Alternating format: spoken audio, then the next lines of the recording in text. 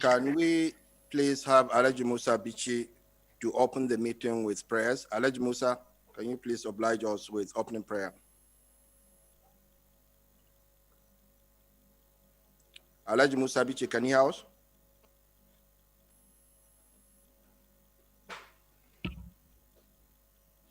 Hello?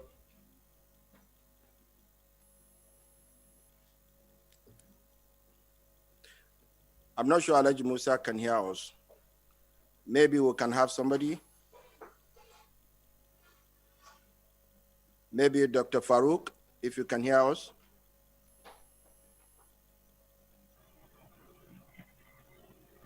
Hello? Yes. Hello? Yes. Hello? Can you hear us, Alhaji Musa? Yes, I can hear you, Chairman. Please, can you help us? Give us Yes. Okay. Bismillahir Rahmanir Rahim. Alhamdulillah Rabbil Alameen. Ar-Rahman Rahim Maliki Yawmiddin. Iyyaka na'budu wa iyyaka nasta'in. Ihdinas siratal mustaqim. Siratal ladzina an'amta 'alaihim ghairil maghdubi 'alaihim waladdallin. Amin. Subhana rabbika rabbil izzati amma yasifun. Wa salamun 'alal mursalin. Walhamdulillahi Rabbil Alameen. Thank you, Mr. Chairman. Thank you. Thank you, Alhaji Musa. Good morning, distinguished shareholders, my colleagues on the board of directors, regulators, registrars, media crew, ladies and gentlemen. I'm delighted to welcome everyone to the 4th annual general meeting of our company, Boa Cement PLC. I wish to commend our regulators for their collaboration and for the thought that went into issuing appropriate guidelines for conducting this AGM in compliance with government directives aimed at controlling the spread of COVID-19. In compliance with the relevant guidelines, physical attendance at today's meeting has been restricted. We have implemented measures to facilitate voting by proxy, and the AGM is being streamed live so that all shareholders can follow proceedings. At today's meeting, I'll report to you on the performance of your company for the year ended 31st December 2019. I will now call on the representative of Africa Prudential, our registrars, to read their report on the proxy forms received.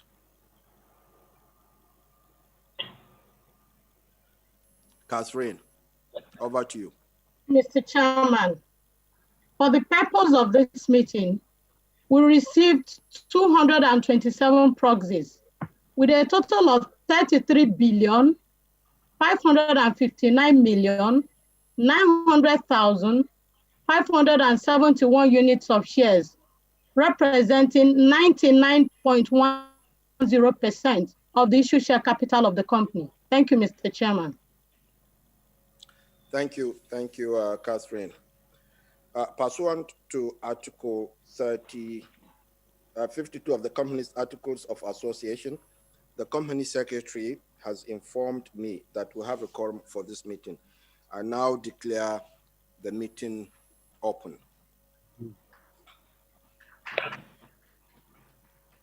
It is our intention that this meeting should be participatory. I will move all the motions on the agenda, and the seconders of each motion put to the meeting will come from the floor. I humbly request that those who wish to second motions or ask questions should kindly indicate their intention to do so by raising their hands. I will call on participants to speak as appropriate. When called upon, I ask that you please speak clearly into the microphone so that others will hear you. Persons contributing to the proceedings should start by properly introducing themselves so that the Company Secretary can note the names of speakers in the minutes of the meeting. There will be an opportunity to ask questions on any motion before it is put to the meeting and votes taken. Only shareholders on their proxy holder or their proxy holders may address this meeting. Speakers should please restrict their questions and comments to the matters under consideration at this meeting. I would be grateful if all mobile phones and similar electronic devices could be switched off to silent mode for the duration of this meeting, and to also request that you please mute your devices if you are not talking. I would like to remind you that this meeting is being streamed live and recorded. The Registrar of Directors' attendance at board meetings is available for inspection during this meeting in compliance with the provisions of the Companies and Allied Matters Act 2004. So the Company Secretary should please raise the registrar. Company Secretary. Yes.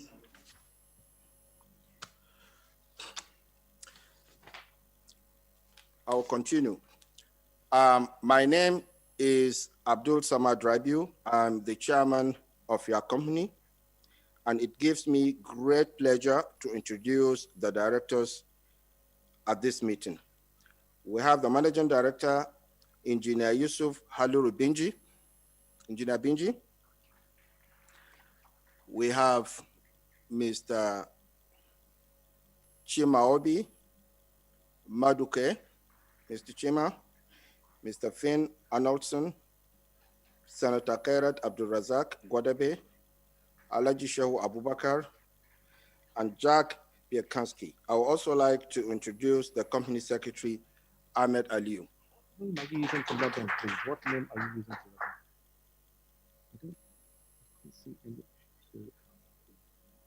Present at this meeting, I believe, is also Mr. Ajibola Ajayi, Chairman of the Statutory Audit Committee of your company, Kabiru Tambari, a shareholder representative on the Audit Committee, and Mr. Odorede Tayo, a shareholder representative on the Audit Committee as well.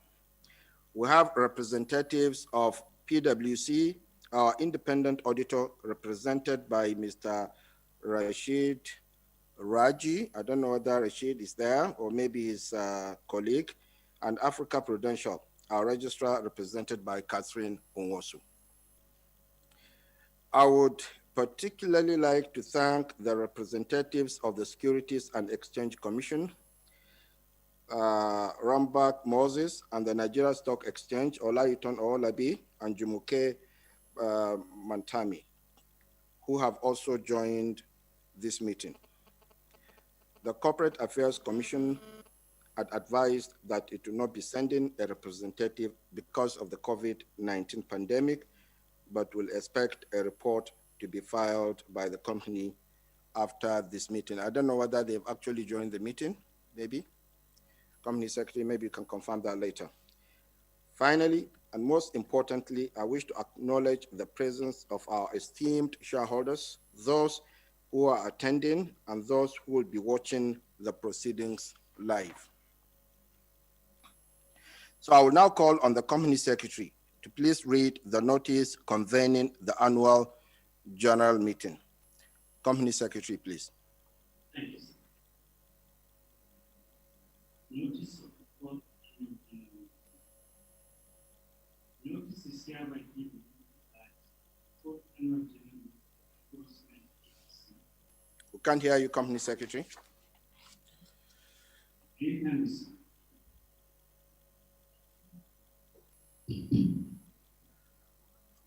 Notice is hereby given that the fourth annual general meeting of Grossman PLC will be held on Thursday, October 22nd, 2020 in Lagos, Oshun Hall, Transport Hilton, number 1, Aguiyi Street, Maitama, Abuja, at 11 a.m. to transact the following agenda. Ordinary business.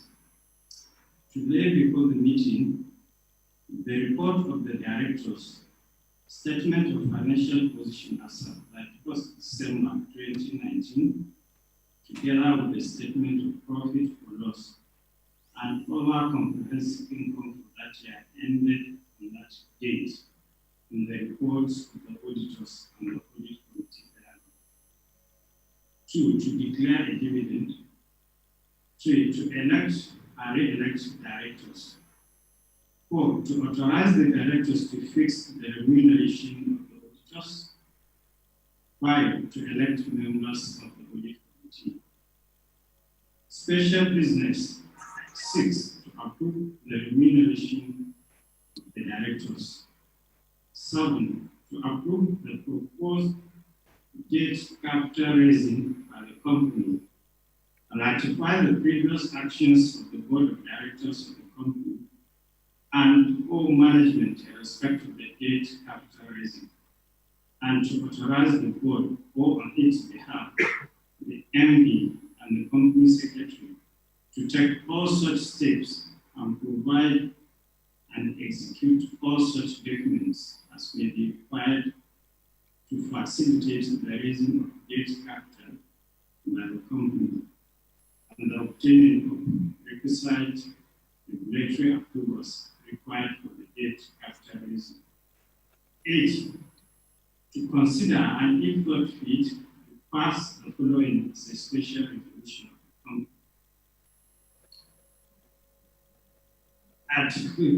Article 77 of the Articles of Association of the company, B, and is hereby deleted, are replaced with the following amendment.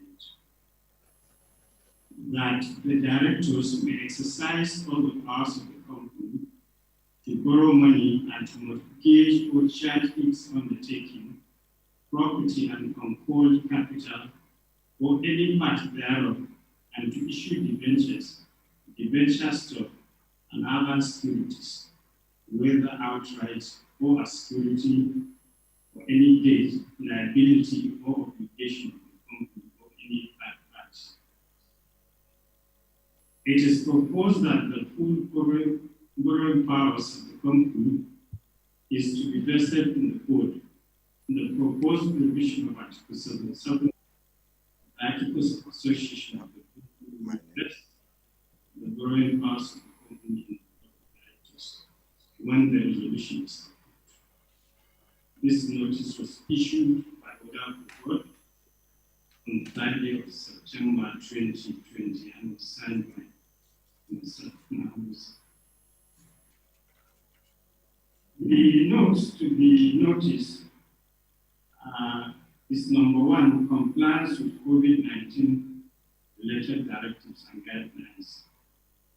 The shareholders should note that all existing regulations and protocols as issued by the federal government of Nigeria through the Center for Disease Control and other regulatory authorities as regards meetings and gatherings of large number of persons will be strictly observed. shareholders shall be strictly required to adhere to these regulations. 2. Proxies. A member entitled to attend and vote at the meeting is entitled to appoint a proxy in his stead. A blank proxy form is enclosed, and if intended to be used, the form should be returned to the company secretary, not later than 48 hours before the meeting. 3. Attendance by proxy. In line with the Corporate Affairs Commission guidelines on holding of annual general meetings for public companies, using proxies issued on March 26, 2020, attendance of the meeting shall be by proxy only. Shareholders are required to appoint a proxy of their choice on the list of nominated proxies below. Number 1, Sassoon Mosu. Number 2, Dr. Farooq Umar. Number 3, Mrs. Adebisi Bakari. Number 4, Alaji Sani Hashim Gwandu. Number 5, Mr. Benga Ikubu. Number 7, Mrs. Nike David. Number 8, Mr. Eric Akinduro. Number 9, Mrs. Ide Idei. And number 10, Alaji Musa Ish. I regret to inform the meeting that proxy number 6, Mr. Shehu Malamika, is deceased. So we have to issue a notice withdrawing his nomination after this has been published. Item 4, live streaming of the meeting. The meeting will be streamed live. This will enable the shareholders and other stakeholders who will not be attending physically to follow the proceedings.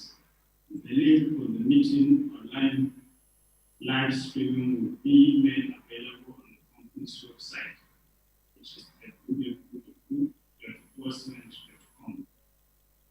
Number 5, closure of register of members. Notice is given that the register of members and transfer books of the company will be closed from Monday, September 28, 2020 to Friday, October 2nd, 2020, both dates inclusive of updating the register. Number 6, dividend payment. If the dividend payment of $1.75 per share proposed on directors is approved, dividend warrants for e-payment will be paid on Friday, October 23, 2020, to the shareholders whose names appear in the register of members by close of business on Friday, September 25, 2020. Number 7, Audit Committee. In accordance with the Companies and Allied Matters Act, any member may nominate a shareholder as a member of the Audit Committee by giving notice arising to the Company Secretary at least 21 days before the meeting. And according to clause 30 sub 2 of the Code of Corporate Governance issued by the Securities and Exchange Commission, members of the Audit Committee should have basic financial literacy. They should be able to read financial statements. At least one member should have knowledge of accounting or financial management. Therefore, the CV of each nominee shall be attached to the nomination. Item 8, right of securities holders to ask questions. Securities holders have right to ask questions, not only at the meeting, but also a right in prior to the meeting. And such questions must be submitted to the company on Tuesday, October 20, 2020. Thank you, Mr. Chairman. That's the next segment. Thank you very much, Company Secretary. Thank you. Yeah, it is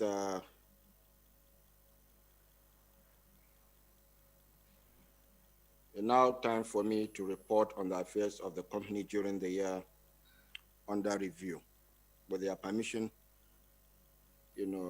board members and shareholders, I would like to go through my statement. Welcome. Dear fellow stakeholders, I'm hoping and praying that you and your families have been safe during this COVID-19 pandemic outbreak. And also hoping and praying, that we go through these very difficult times that, over what is going on in the country today. The unprecedented pandemic still leaves a lot of uncertainties on the global economy, but together we will prevail. Our top priority during these times remains the safety and well-being of our employees, customers, suppliers, partners, and our communities. As a company responsible for our various stakeholders, we take our role and commitment very seriously and continue to support our communities with relief materials and advocacy for the practice of social distancing during this crisis. This 2019 annual report is focused on our commitment to consolidate on our gains from the merger exercise between the defunct Cement Company of Northern Nigeria, CCNN, PLC, and Obu Cement, PLC. That saw to the combination of Bua's cement business in Nigeria, which resulted in the company Bua Cement becoming the third most capitalized company on the Nigerian Stock Exchange. We are particular about the system of rules, policies, and practices that determines how our company's board of directors manages and oversees the operations of the company. Post the conclusion of the merger in 2019, we are working with the leading consultant in the corporate governance field to support the board in the development of robust governance framework built on tenets of transparency, accountability, and sustainability. The year review. The economy of Nigeria advanced by an average 2.26% year-on-year in 2019, compared to an average of 1.90% growth in the previous year, resulting from increased contribution from oil-related activities. Nigeria's annual inflation averaged 11.39% in 2019, compared to an average inflation rate of 12.11% in 2018. Oil price was up 23.14% to $66 per barrel, impacted by trade disputes, sanctions, and geopolitical tensions in the Middle East. 2019 was a consolidation year for us, given the completion of the merger between Cement Company of Northern Nigeria, PLC, and Obu Cement Company, PLC. The merger resulted in a combined capacity of 8 million metric tons per annum.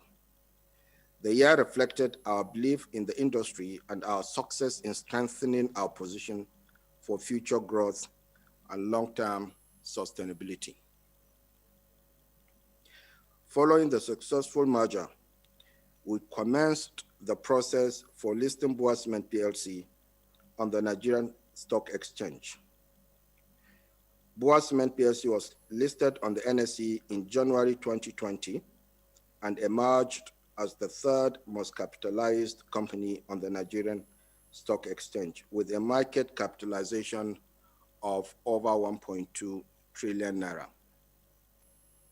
Subsequently, Bua Cement was included as a constituent of the MSCI Frontier Market Index in February 2020. Our Line 2 at the Sokoto plant in Sokoto State had its first full year of operation in 2019, while Line 2 at Obu Cement plant in Edo State was commissioned in March 2019. Revenue grew by 47.5% to 175.5 billion naira compared to 2018, with recorded volumes of 4.5 million tons. We recorded EBITDA margin of 47% and profit after tax of 60.6 billion naira. This performance is attributable to benefits from the merger and cost synergies supported by a sustainable business model and a value-oriented strategy, which have translated to growing market acceptance for our products.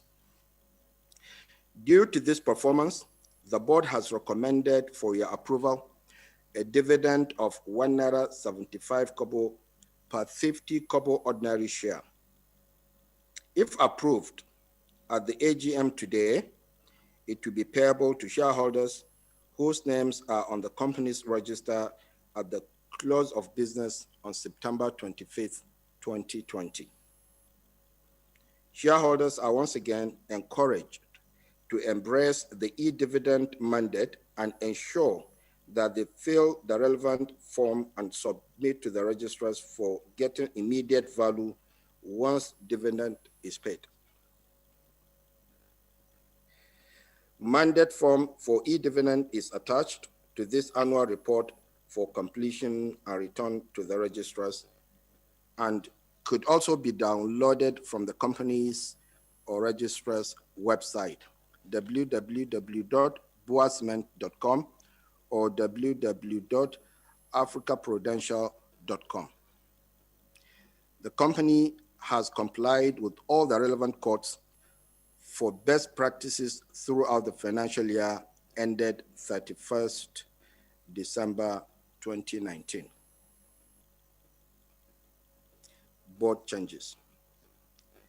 The board approved my appointment as the chairman of the board, and Yusuf Haluru Binji was appointed as managing director, chief executive officer, effective December 23rd, 2019.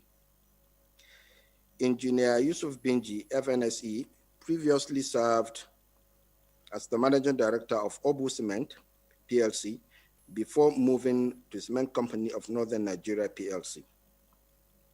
Mr. Finn Arnoldson, the Chief Operating Officer of Bua Cement and CEO of Bua Cement, PLC, was appointed prior to the merger effective April 9th, 2019, and was reappointed as a non-executive director on the board effective from December 23rd, 2019. Alhaji Shehu Abubakar and Senator Kairat Godebe were appointed as independent non-executive directors effective December 23rd, 2019. This is in addition to the other two non-executive directors in person of Alhaji Kabiru Rabiu and Mr. Chimobi Maduke. We welcome them all to the board for their potential contributions, and we wish them well in their respective roles. Sustainability initiatives. We'll continue to contend with environmental and social challenges that we face in this world. Such is the outbreak of the coronavirus that brought the world to its standstill, thereby affecting the way businesses are conducted globally and the way of life of people in general. Other challenges include youth unemployment, environmental degradation, socio-economic inequalities, climate change, and global warming. As a fast-growing organization and a responsible brand, we play a unique role in addressing a number of these challenges and remain committed to achieving tangible results.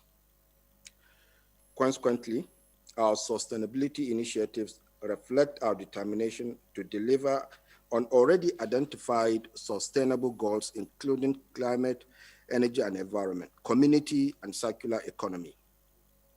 Sustainability is a strategic priority at Bua Cement, and we will continue to work with relevant stakeholders to bring about changes. We develop sustainable partnerships capable of fostering our commitment to align our environmental, social, and governance efforts with the UN Global Compact on Sustainability Development Goals, SDGs. This, we believe, can help us increase our leadership and contribution to the SDGs, thereby meaningfully improving the overall standard of living for our people. Outlook. I would like to thank our entire staff for their unwavering support towards attaining the vision of our board and management team. The outlook for Boa Cement is more promising because of their contributions. Our board strives for excellence and continues to demonstrate planned approaches for the progress of the company. With the planned commissioning in the first half of 2021 of the Sokoto Line 3, which will add 3 million metric tons per annum to the current 8 million tons per annum, we will solidify Boa Cement's position as a leading producer of cement in Nigeria and West Africa. We will continue to mine the benefits of the recently completed merger, which holds significant operational and financial benefits to further drive cost and revenue synergies. We have made inroads into new markets within Nigeria and in neighboring countries, and will build on gains recorded from current footholds in these new markets, whilst consolidating on existing ones. The export of our products is expected to increase in 2020, pending border regulations of the federal government. This will attract foreign currency, support the optimization of the output of our plants, and create even more jobs in the medium term. The outbreak of the coronavirus still poses uncertainties in business activities as Nigeria continues to respond in a way that can curb the spread of the virus. The initial lockdown in March 2020 that crippled supply chains due to restrictive movement of people and goods have started to ease, but will continue to monitor the potential and existing disruption caused by the coronavirus pandemic. We want all our retail and business customers to know that when they are making use of any Boa Cement product, we are providing all the products and services they need safely, efficiently, and ethically by constantly demonstrating the undisputable integrity of our businesses, people, and partnerships, so we can earn and keep their trust over the long term. Closing remarks.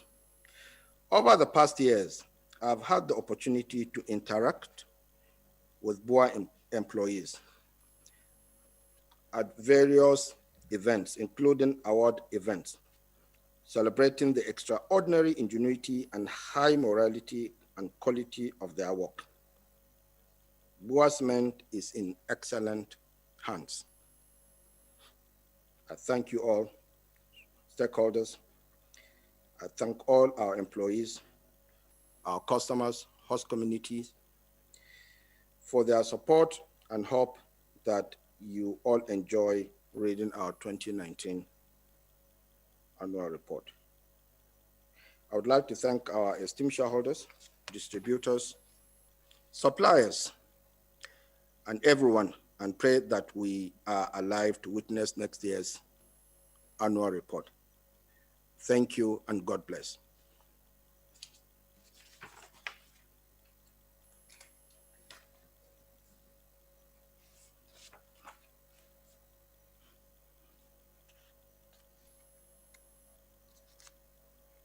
So that was my statement as the chairman of your company. So I think we now move on to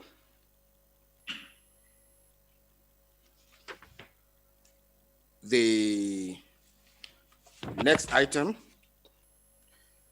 which is the independent auditor's opinion. So if I may please request Mr. Rashid Bolaji of PwC or his colleague, as our independent auditors, to please read their opinion. Thank you. Okay. Yeah, good morning, everyone. Thank you, Mr. Chairman. I'm Dr. Abdul Rashid Raji, a senior partner with PricewaterhouseCoopers. I'm presenting the independent auditor's opinion to the members and shareholders of BUA Cement PLC. On the special permission and of the chairman, I would like to read selected aspects of the audit opinion because it's quite lengthy, right? So I've decided to choose key paragraphs of the audit opinion to be read to the shareholders. And please go ahead, Mr. Raji. Thank you. Go ahead, please. Report of the independent auditors. In our opinion, BUA Cement PLC, the company, financial statement give a true and fair view of the financial position of the company as at 31st December 2019, and of its financial performance and its cash flows for the year then ended in accordance with international financial reporting standards and the requirements of the Companies and Allied Matters Act and the Financial Reporting Council Act. BUA Cement PLC financial statement comprise the statement of profit or loss and other comprehensive income for the year ended 31st December 2019, the statement of financial position as at 31st December 2019, the statement of changes in equity for the year then ended, the statement of cash flows for the year then ended, the notes to the financial statements, which include a summary of significant accounting policies. Basis of our opinion, we conducted our audit in accordance with international standards on auditing, ISAs. Our responsibilities under those standards are further described in the auditor's responsibilities for the audit of the financial statement sections of our report. We believe that the audit evidence you have obtained is sufficient and appropriate to provide the basis for our audit opinion. Our independence. We are independent of the company in accordance with the International Code of Ethics for Professional Accountants, including International Independent Standards, i.e. ISBA code issued by the International Ethics Standards Board for Accountants. We have fulfilled our other ethical responsibilities in accordance with the ISBA code. Responsibilities of the directors. I've skipped key audit matters. I'm moving on to responsibilities of the audit of the directors and those charged with governance for the financial statement. The directors are responsible for the preparation of the financial statements that give a true and fair view in accordance with International Financial Reporting Standards and the requirements of Companies and Allied Matters Act, the Financial Reporting Council of Nigeria Act, and for such internal control as the directors determine is necessary to enable the preparation of the financial statements that are free from material misstatements, whether due to fraud or error. In preparing the financial statements, the directors are responsible for assessing the company's ability to continue as a going concern, disclosing as applicable matters related to going concern, and using the going concern basis of accounting unless the directors either intend to liquidate the company or to cease operations or have no realistic alternative to do so. Those charged with governance are responsible for overseeing the company's financial reporting process. Then I move on to the last paragraph. report on other legal and regulatory requirements. The Companies and Allied Matters Act requires that in carrying out our audit, we consider and report to you on the following matters.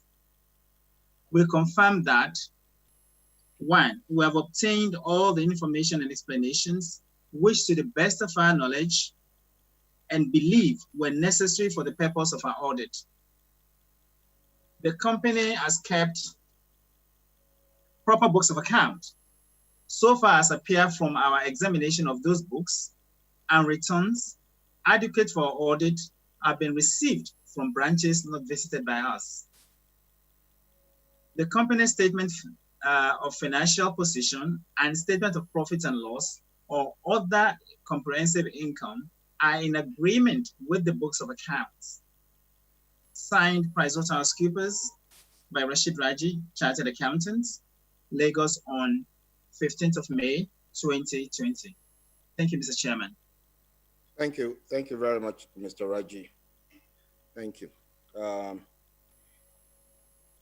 Audit Committee's report. I would want to now invite Mr. Ajibola Ajayi, Chairman of the Statutory Audit Committee, to please read the committee's report. Mr. Ajayi. My name is Ajibola Ajayi. I'm presenting the report of the Audit Committee on the annual reports of Bua Cement for the year and accounts of 2019. The Audit Committee is pleased to present this report for the financial year ended 31st December 2019 in compliance with Section 359, subsection 6 of the Companies and Allied Matters Act. The committee has the oversight responsibility for the company's financial statement. The Audit Committee is an independent statutory committee appointed by the shareholders and performs its functions on behalf of Bua Cement PLC. Mr. Chairman, sir, with your kind permission, because of the lengthy report, I request that I should read only the certification page of this Audit Committee report on page 66. Yeah, go ahead, please. Thank you, sir. In compliance with the provisions of Section 359, subsection 6 of the Companies and Allied Matters Act, we report as follows. We have ascertained and hereby confirm that the accounting and reporting policies of the company are in accordance with legal requirements and agreed with ethical practices. The scope and planning of audit requirements for the year ended 31 December 2019 are adequate. We are very satisfied with the external auditor's management report for the year ended 31 December 2019, as well as the response of the management thereto.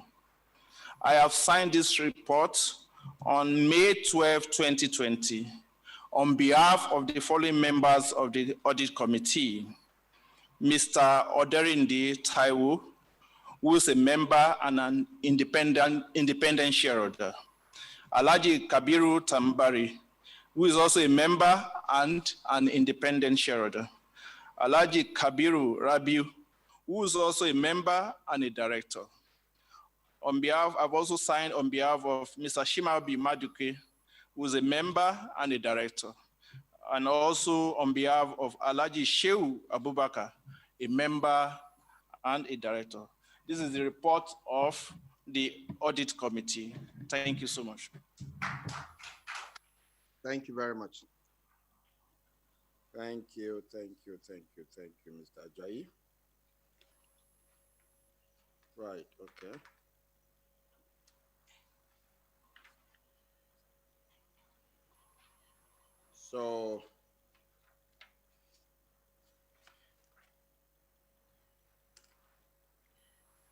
So I now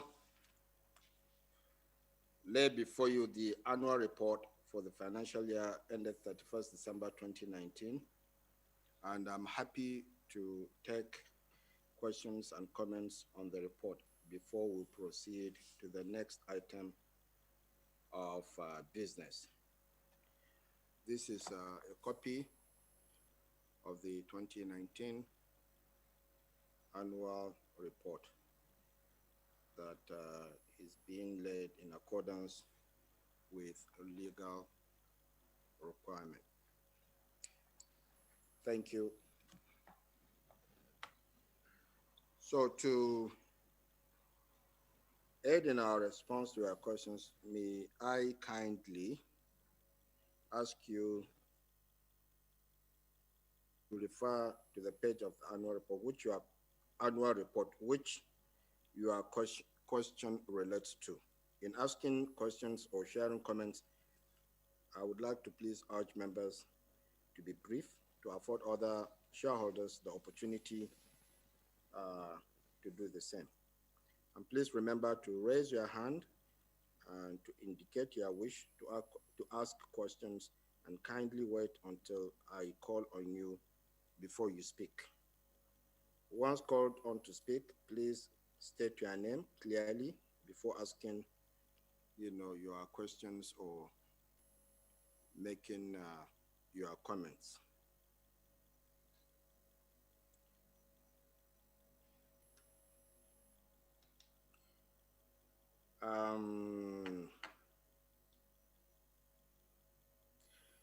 I'm sure there are certainly some questions or comments from stakeholders. So I'm happy to take your questions or comments, please. Thank you. Mr. Chairman. Yes. Good morning, sir. Can I have the floor, sir? Good yes, morning, sir. Okay, thank you, sir. Can you state your name? Sir. My name is Mrs. Bisi Bakari. I'm the National Coordinator of Pragmatic Shareholders Association of Nigeria. First and foremost, Mr. Chairman, I want to use this opportunity to really commend and appreciate the entire board, management, and staff of Bua Cement PSC for this excellent results.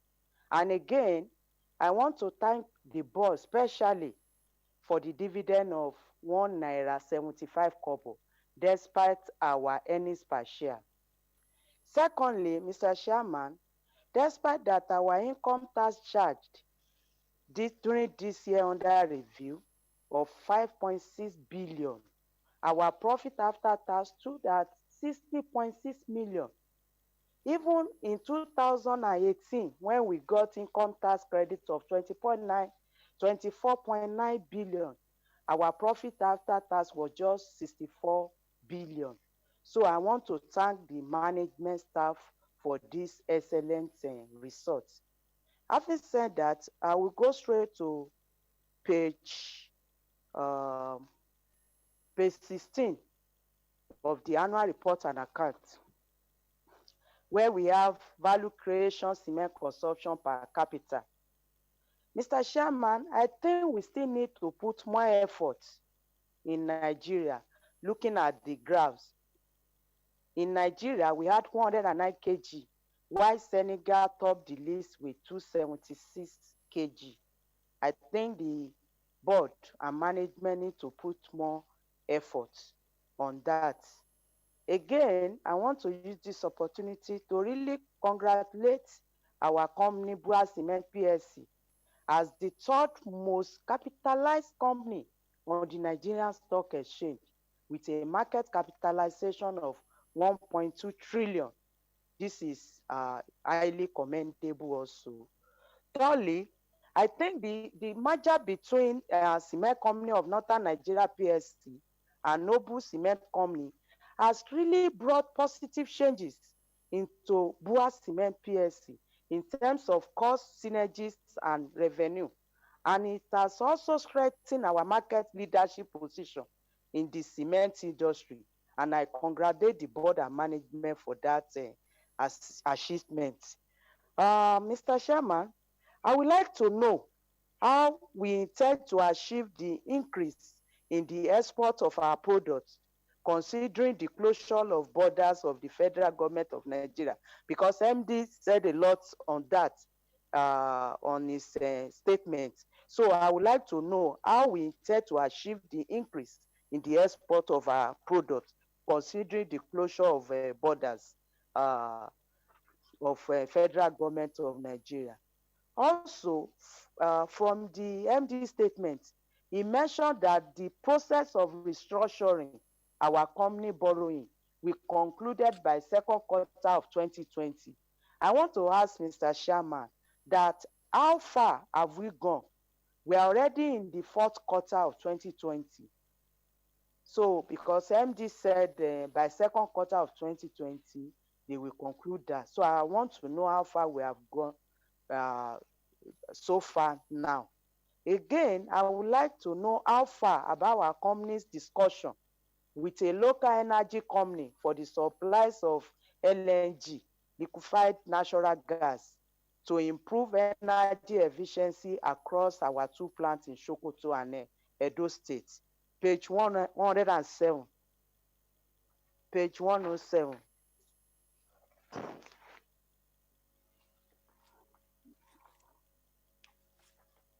Mr. Chairman, on page 107, I look at our audit fee. It's on the high side. From 39.2 million, it moved to 114 million. I would like to know the reason for this, from 39.2 million to 114.2 million. The same thing on operation and maintenance service charge, from 18.9 billion to 25.4 billion. The same thing on communication expenses, from 88.7 million to 108.9 million, and so on. Like our printing and stationery moved from 54.9 million to 105.5 million. I think the management need to watch some of these expenses. Page 108, note 8, other income. I want to really commend our company on insurance claim that rose to 15.9. This is highly commendable. Page 126, note 20. Page 126, note 20.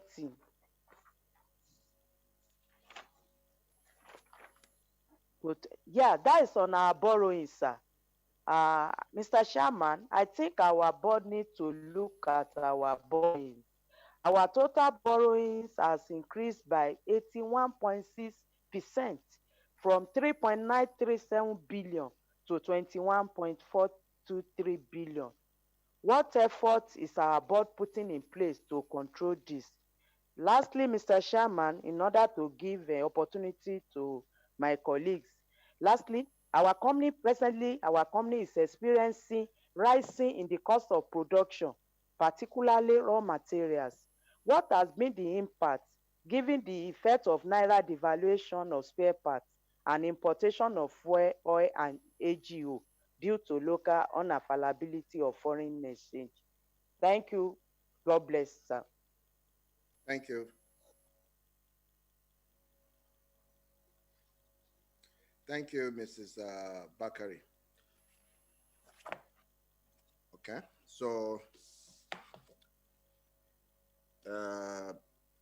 can we have somebody else? Any more questions, or should I address these questions by Mrs. Bakari? I don't think we should take quite a lot because of time constraint, but we can, take some more.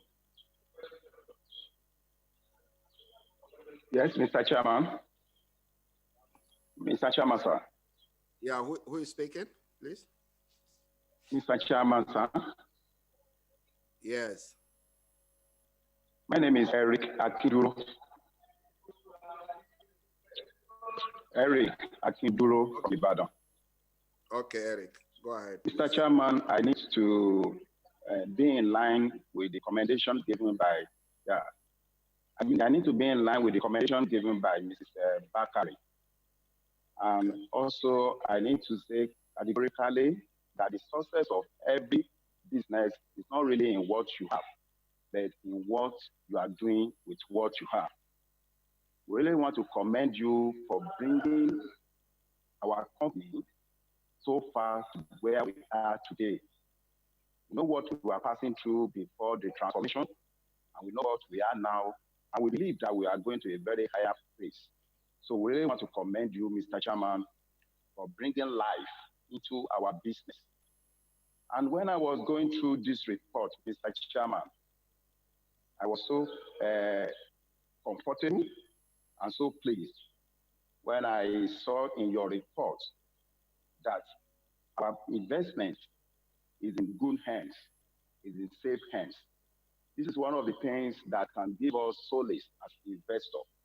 So we really appreciate you, sir, Mr. Chairman. And also, Mr. Chairman, going through the pages, in pages 22 and 25,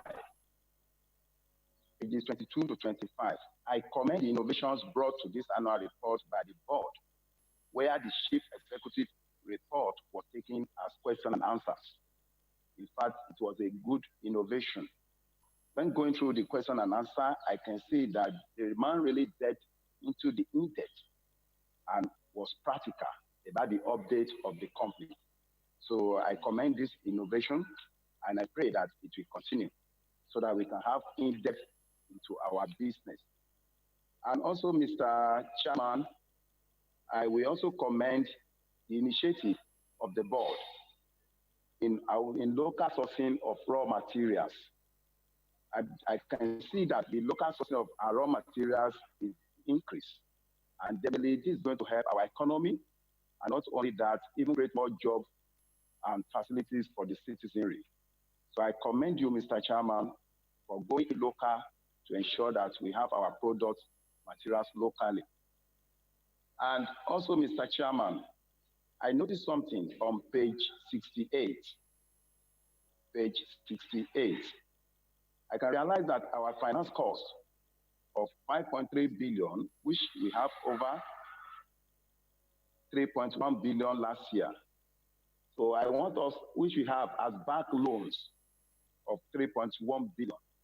I want us to watch this finance cost so that we don't work for banks. If there's any other means where we can raise funds, let us try as much as possible to get more funds injected into the business so that we'll not be working for banks. And also on page 131, Mr. Chairman, page 131, that is management and technical services fees. We know the company is growing in volume and sales, and charging of 2.83% of the company annual net asset seems high, Mr. Chairman. We appreciate if you can use your good offices to see how we can negotiate and reduce these our technical fees so that more money can come to the investors. And also, Mr. Chairman, on page 132, outstanding balances with related parties. We still have so much outstanding balances with Bua Sugar Refinery Limited, which we have from 16.4 billion to 10.3 billion negative. So we need more clarifications on why are we having this negative of 10.3 billion. And not only that, Mr. Chairman, on directors' current account, we have it in negative of 10.7 billion from positive balance of 5.4 billion. So I will need more clarifications on this outstanding balances with third parties. Finally, Mr. Chairman, I would like to commend our company. Going through the second quarter results, which was published recently, I can realize that we are really moving because I can see our revenue moved from 89.9 billion to 101.3 billion. And the finance costs, which I've really complained about, reduced from 2.5 billion to 1.6 billion. That means you are really working, Mr. Chairman. And I believe by the time we are going to have the final result next year, or this year, 2020, our finance costs might have become very, very minimal. And even our earnings from 90 kobo to 103 kobo. So we really appreciate your effort, Mr. Chairman, And we believe that in the coming years, we are going to enjoy more of high returns on our investment with the efforts you are putting in place. So we commend you, we appreciate you to keep it on, and we pray that the Lord will continue to strengthen you and strengthen our economy so that we can have a better returns on our investment. Thank you, and God bless you, Mr. Chairman, and the shareholders of Bua Cement. Thank you very much, Eric. Those were very valid points you raised, which I would, be more than happy to address them. But I don't know, are we going to have somebody else also to make comments or ask questions before I can address some of these issues raised by BC and Eric?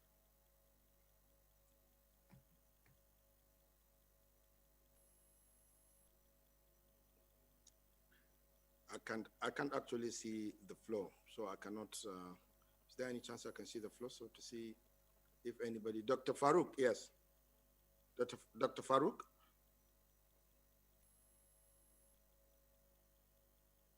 Hello, Mr. Chairman.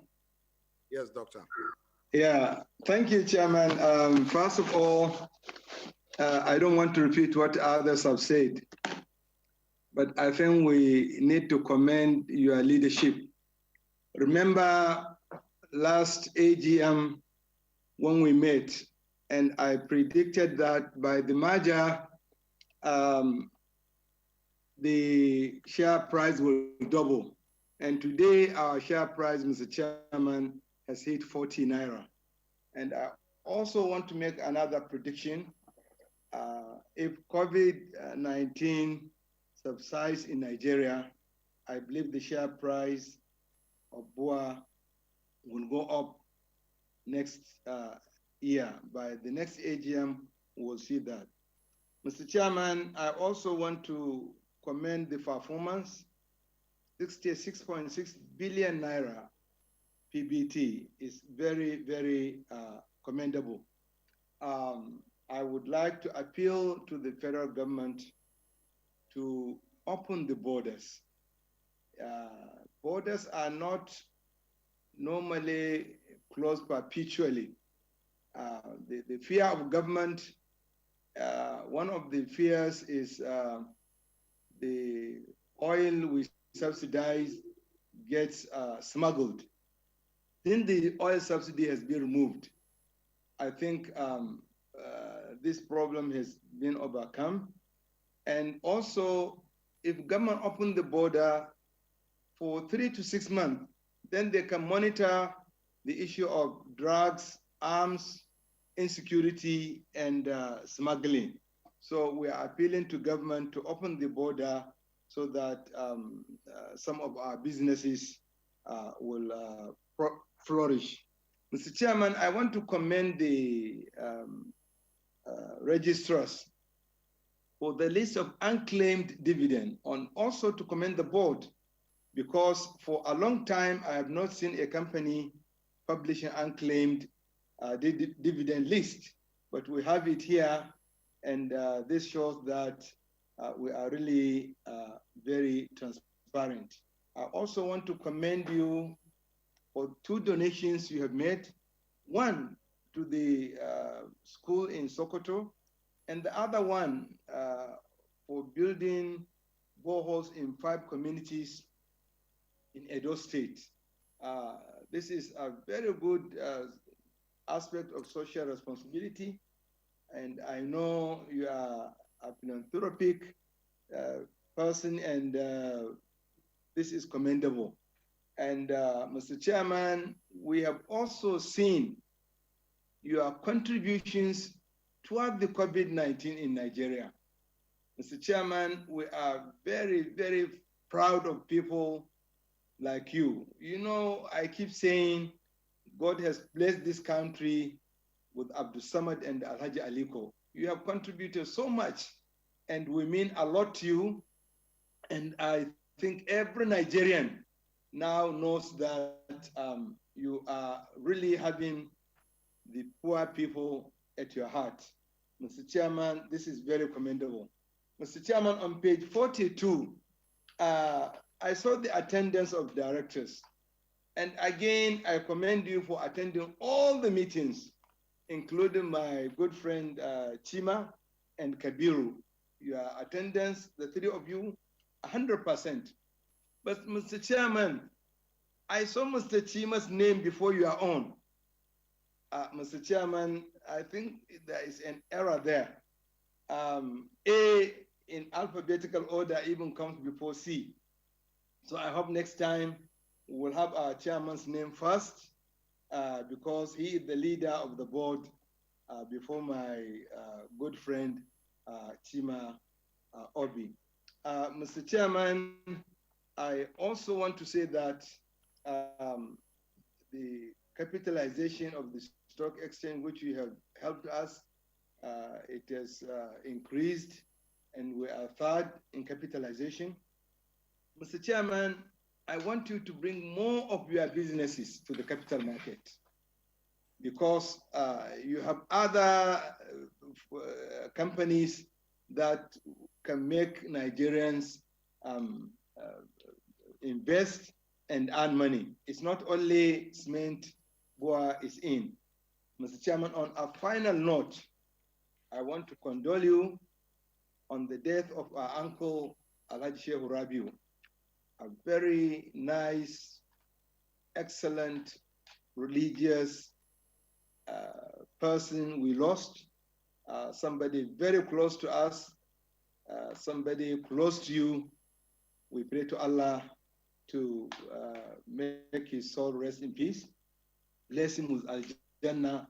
It is a great loss to you in particular and to all of us in general. Mr. Chairman, thank you for this opportunity you have given me. But I want to close with two questions. I want you to tell us, what are you doing to satisfy the needs of our customers and retain them? And secondly, we have a lot of competition from our competitors like Lapage. Mr. Chairman, what are you doing to ensure that we have a competitive advantage over our competitors? And finally, how do you think our strategy is making profit to our business? Thank you. Thank you very much. Thank you, Dr. Farouk. Can I have, can I see the floor? I can't see the floor. Right. Anybody else that? If you permit her to speak. Yes, please, because I just cannot see the floor. Okay, let her go ahead. Okay, sir. Thank you.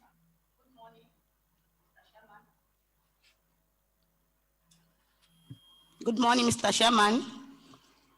My name is David Adenike Okoyemi. I'm the National Chronicle of Esteemed Shareholders Association of Nigeria, all the way from Ibadan. Good morning, sir. Good morning. I want to join the early speakers, sir, to commend you for the job well done on this Boa Cement Company. Thank you so much, sir. Upon all what is still happening now in our nation that we are experiencing in our country, we still be able to give us a dividend of 1.75. Kudos to you, sir. What I read in this annual report shows that our company, Boa Cement, the future is so colorful and bright, and we must scale them. On the page that we have our mission, our vision, that's written there that,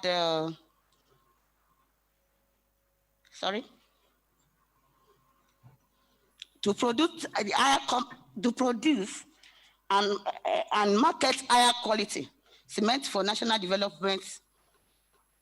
And I pray that God will help us in Jesus' name. Our performance in 2 lane at Obu Cement plant in Edo State, our revenue grows from 1.52 billion. Then the operating profit growth from 71.43 billion. This is highly commendable, sir. Our earning per share is 1.79, actually declined from the one that we have last year. But our last year earning per share was 1.889. You'll still be able to pay us 175. We really appreciate this, sir. God bless you. I commend our staffs because they are the one make the cake that we are sharing today. We prayed for them that God will continue to be with them and guide them in the mighty name of Jesus. Boa Cement shall never experience war. Our nation we shall never experience war in Jesus' name. Thank you, Mr. Chairman. God bless you. Thank you. Thank you, Nikki. Thank you so much. So I believe that we have taken quite a few. Maybe I should try and respond to some of the comments and questions with the permission of my colleagues and the shareholders. Can I see the floor again?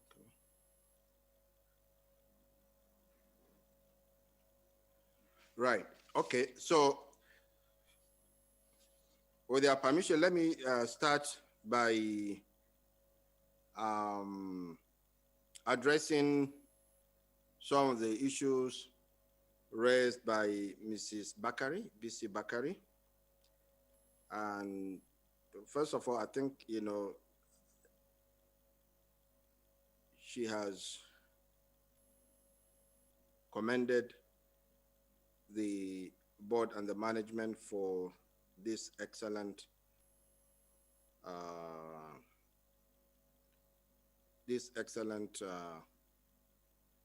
result that we are discussing today. But I would like to say, all this, to be honest, would not have happened if not because of the hard work, commitment, dedication of, the staff, employees of Boa Cement. We are very fortunate and lucky to have such a committed and dedicated workforce.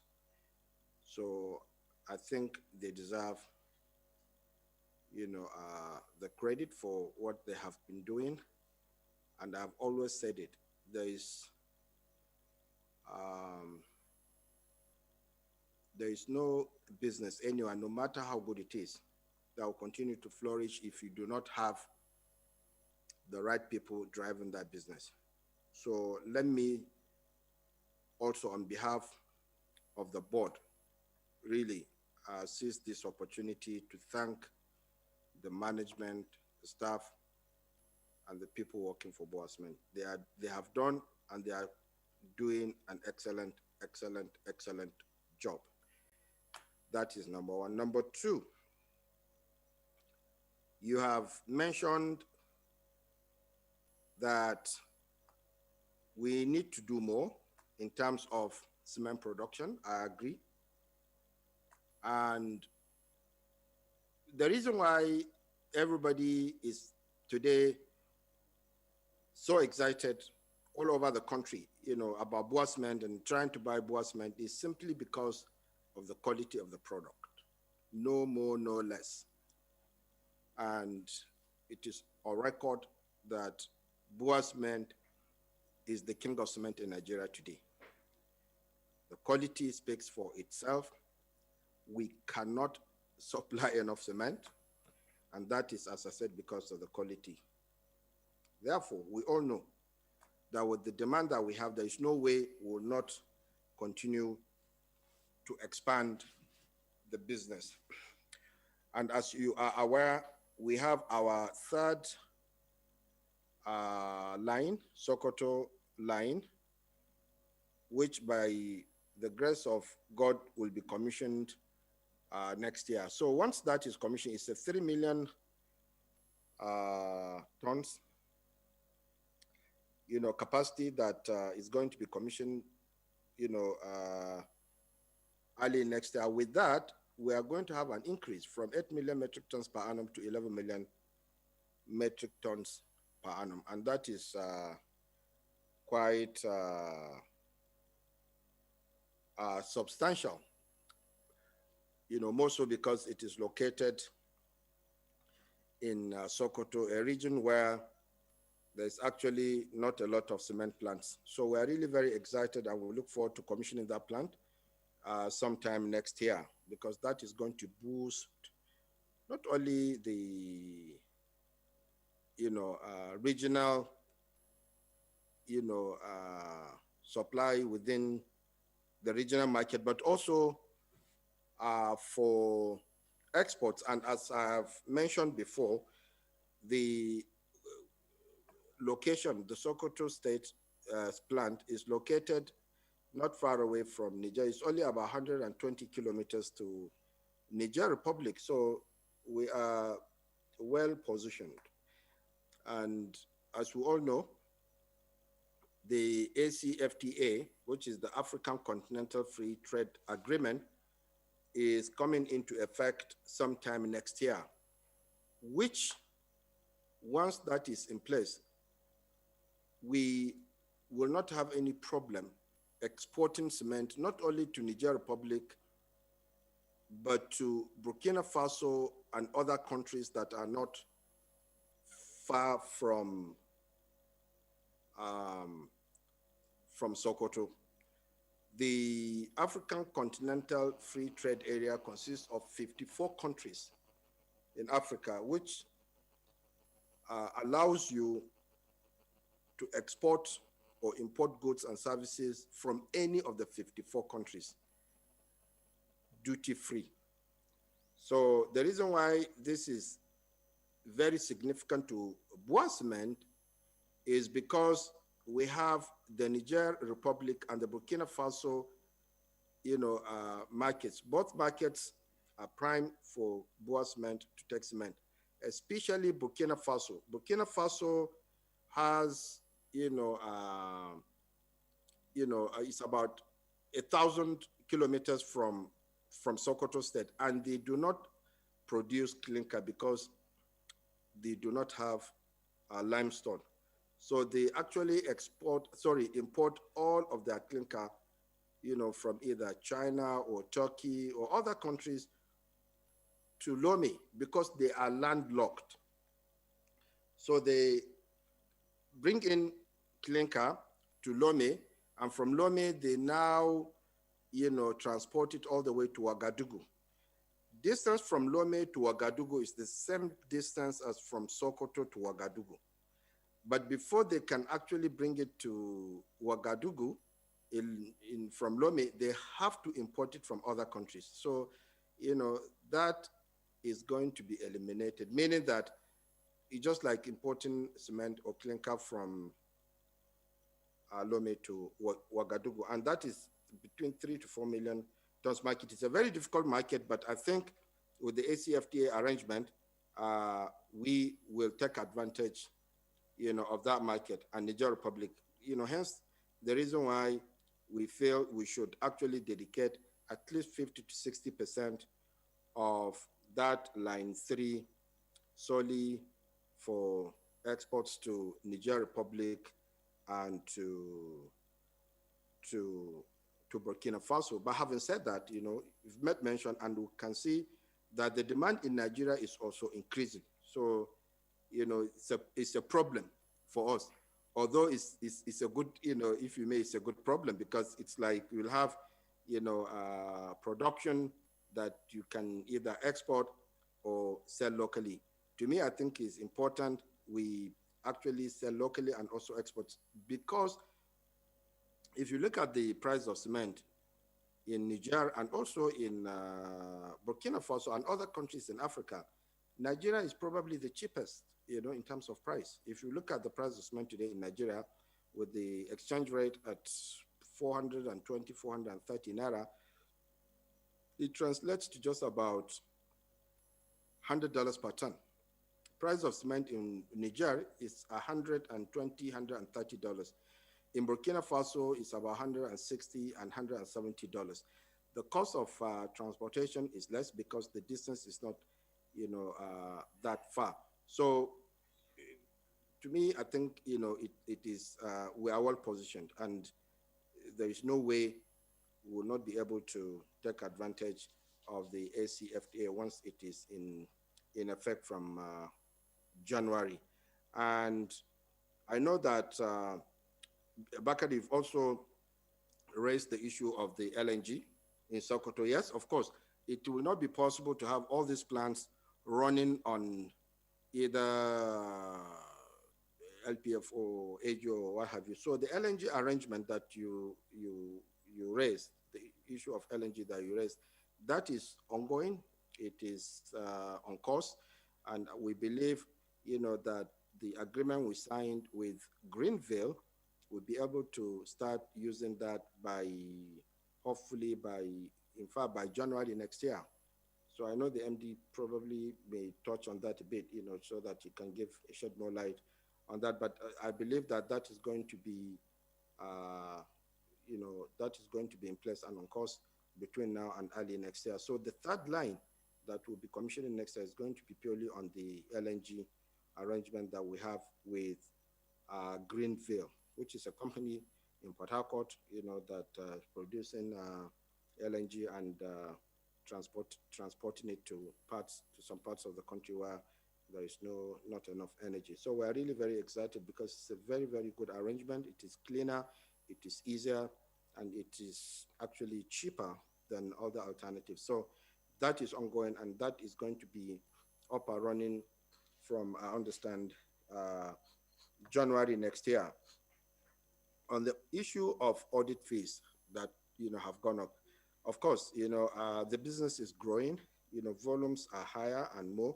So obviously, some of these things, not only audit fees and other fees like the O&M that you've mentioned, the fees of O&M, they have gone up, yes, but that is because of the volume. The business is growing. We're doing a lot more. And of course, we need to try and see what we can do to trim it down.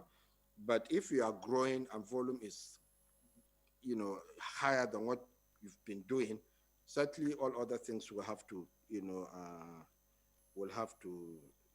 go up, including, fees, O&M, because, the O&M fees, generally are, people that you pay when they are managing, the plant or the plants, and these are people that, the more you have, the more lines you have, the more people you actually need to man,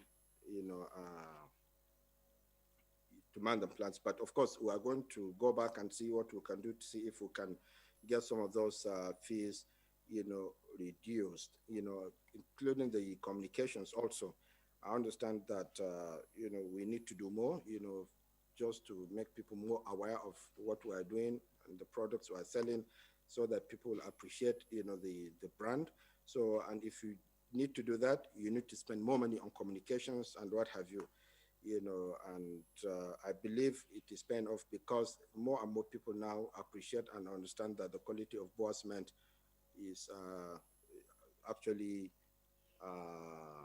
the best, So I think we are doing well, and the management will look into that, because certainly, if we want to be, as profitable as we want to be, we need to be prudent.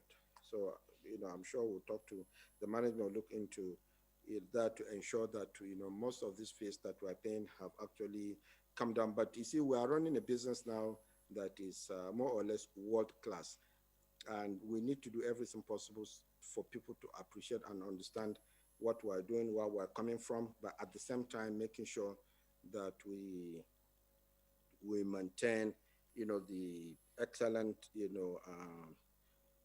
results that we're doing. Profitability is key, but at the same time, it has to, it has to make sense, and we need to pay for some of these things. But as I said, we'll try and see, that management, tries as much as possible to bring down some of these costs. As long as they are necessary, though, we have to do them, again, let me reiterate, the cement price. I think you've mentioned, that the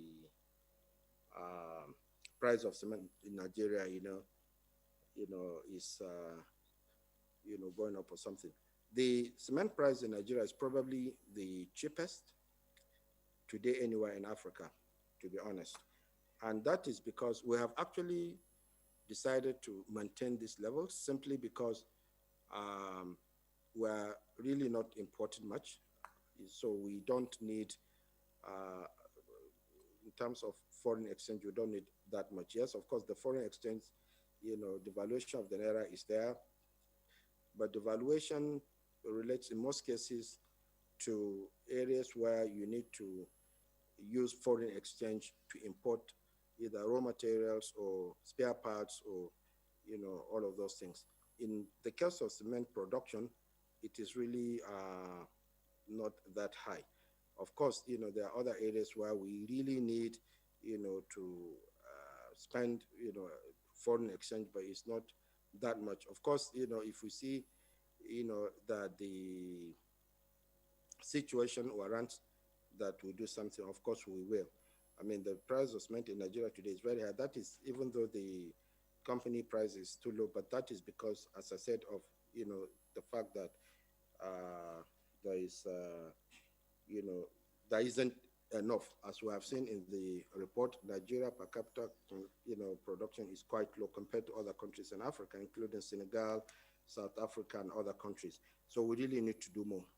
At least, if we're able to get to even 150 kilograms per head, I think it would, greatly help. But then these things cost money and time, but we are determined to, have more lines, in Nigeria, because I think,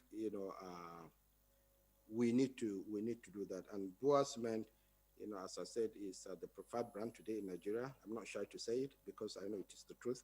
So I think we need to actually try and see that we push and do more. But then it's time, because otherwise the companies, in Nigeria will be selling cement, but because of the fact that there is not enough production, you see that the company price is so much, but then, if you go to the market, maybe you would have to pay, 20, 30% more than what, and we don't want that situation to continue. So I think, not only BOA, but other, big organizations in Nigeria that in this business, I think would need to actually step up and set up new lines. Otherwise, there is going to be quite a big challenge, So that is on BC Bakari.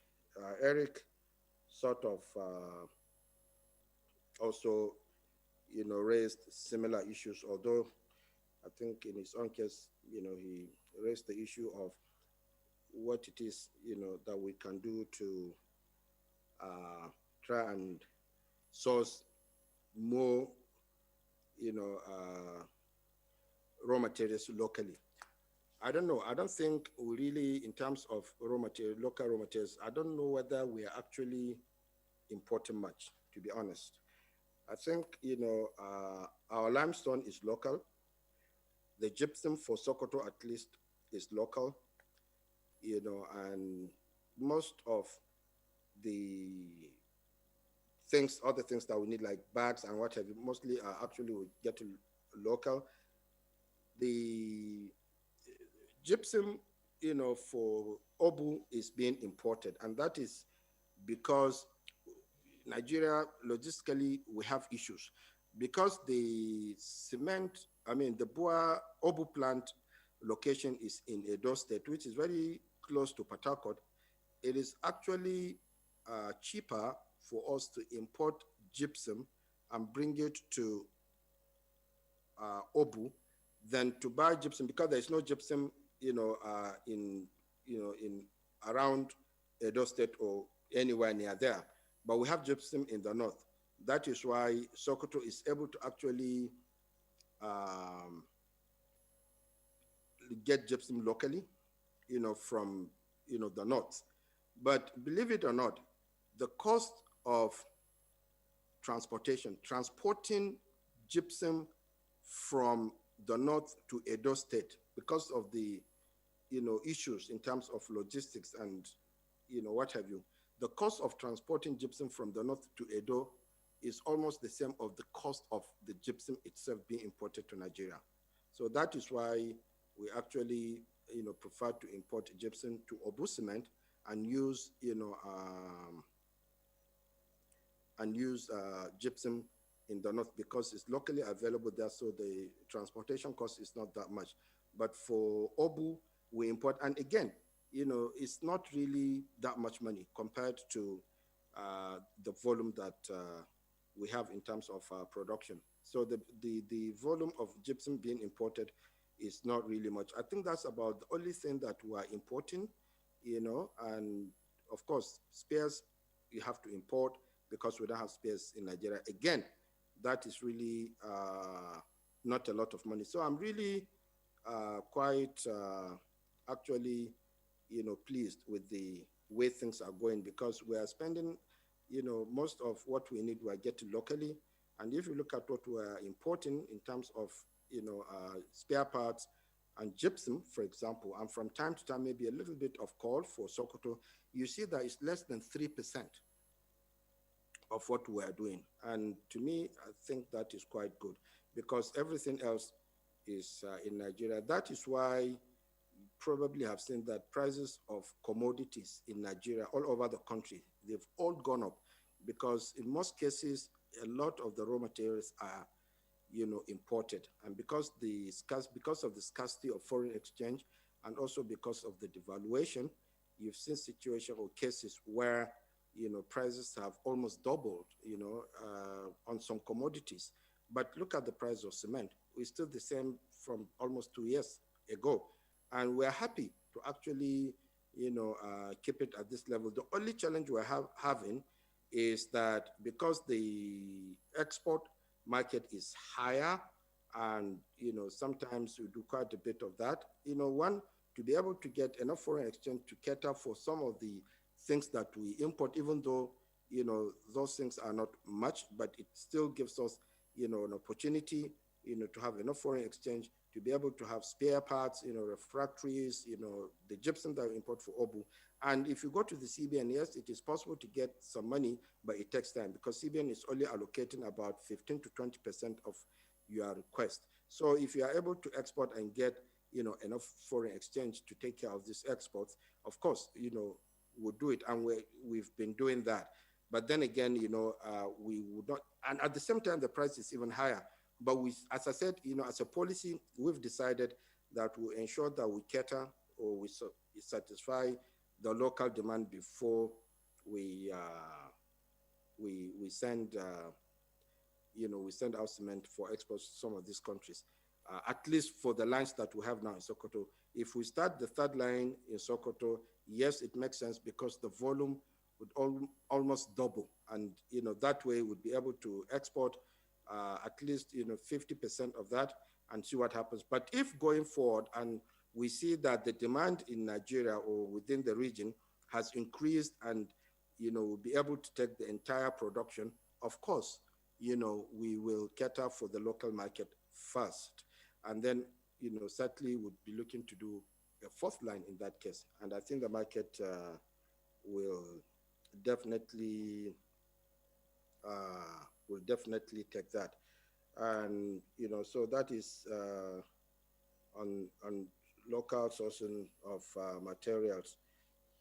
So you've also mentioned that, 5.5 billion naira, Eric, finance costs, aside. But if you look at the volume we're doing, and if you look at, the business, it's a 5.5 billion naira really finance costs based on what we've been doing is really not much. This company is probably one of the least leveraged companies, So the finance costs, yes, 5.5 billion seems high, but really, if you look at it, it's not really, that high compared to, the volume of the business. However, we discussed this, and I'm sure the management will try and bring this down. It was higher some time back, but we'll definitely try and bring it back. The outstanding balances, with, other companies, I think that stemmed from the fact that initially, before this company was merged, Boa Group actually financed most of the expansions, you know, from line 2 Obu, line 2 Sokoto. So when we now merged and we are now a PLC, we're trying to clean all that out. I think, you know, it has reduced from, you know, something like over 18, 20 billion. Now it's just under 10. And I'm sure before, you know, the end of the year or early next year, it's going to be zero. So we are working on that. We are mindful of the fact that that needs to be, you know, cleaned out, you know, because this is an independent PLC company. But that, you know, is because most of the, you know, expansions and even, you know, the establishment of the business initially was done by Boa Group. So Boa Group used a lot of money. So there were, you know, intercompany, you know, back and forth in terms of, you know, Boa Sugar, Boa International, Obu Cement, all of that. But we are trying to tidy everything up. And I'm sure in no time, you see that the business is going to be as clean as it should be. So Dr. Farouk, thank you so much for your commendation, you know, and also thank you so much for your sympathy towards Alaji Shehu Rabiu. As you know, Alaji Shehu was a very, very close confidant of mine. He was my uncle, you know, 10 years older than me, but we were very, very, very, very close. He was one of my closest, you know, uncles, and so it was really quite quite difficult. It was very difficult for me, especially, but God knows best. And kullu nafsin dha'iqatul maut, as we say, we will come, we will go. We all know that. But thank you so much for that. It was quite a difficult period for us because we were very, very close. And it happened, you know, it was a very sudden thing. He was in Kano, he felt sick. We brought him to Lagos, and within 2-3 weeks, he left us. May his soul continue to rest in peace. So, and on the issue of unclaimed dividend, that is quite interesting, you know, because actually I know that, you know, had quite a lot of this unclaimed dividend, but I don't know what the registrars are doing, you know, on that, what the policy says. But to me, I think we need to do something because this is money that belongs to people. So we really have to see what we can do. I think that the registrar should come up. I don't know what the policy says, whether if you have an unclaimed dividend, you send it back or give it to shareholders or what. But if we're able to maybe to find out exactly how we can reach out to these shareholders so that they can get their money. If not, I think it's important because the money is just sitting there. But I would implore the registrars to please advise on what best to do as regards to this unclaimed dividend. Attendance of, you know, board meetings. Of course, Doctor, this is, you know, a business that I believe that all of us need to always be, you know, available and all hands to be on deck to ensure that the business is being run well. And that is why we are doing whatever it takes to support the management, to always be there for them. It's a business that is being run professionally by professionals. And if we need to be there for them, always there. That is why I promised myself some time back that as much as possible, I would like to always be available whenever we're having a meeting, a board meeting, or whenever my time is required, because I know the potentials of this business. And I know that we have very, very, very, very good hands, but they also need the support and guidance of people like us. And I'm happy and pleased that everybody is quite committed, as I said, and doing everything possible to see that this business is given, you know, or is doing the best it could. I am looking at probably from next year, a minimum, and I've told the management, and I can say it here, I'm looking at profit after tax of at least 100 billion going forward, because the company can actually do that, even with what we have. By the time we have our third line in Sokoto, we'll be looking over 120 billion naira profit after tax, and it is doable. So I am really, ready, at any time to always, be available, when there is need for us. So meetings, yes, of course, if there is anything, unless if there is something urgent, but if, my attention time is required, I'll be there.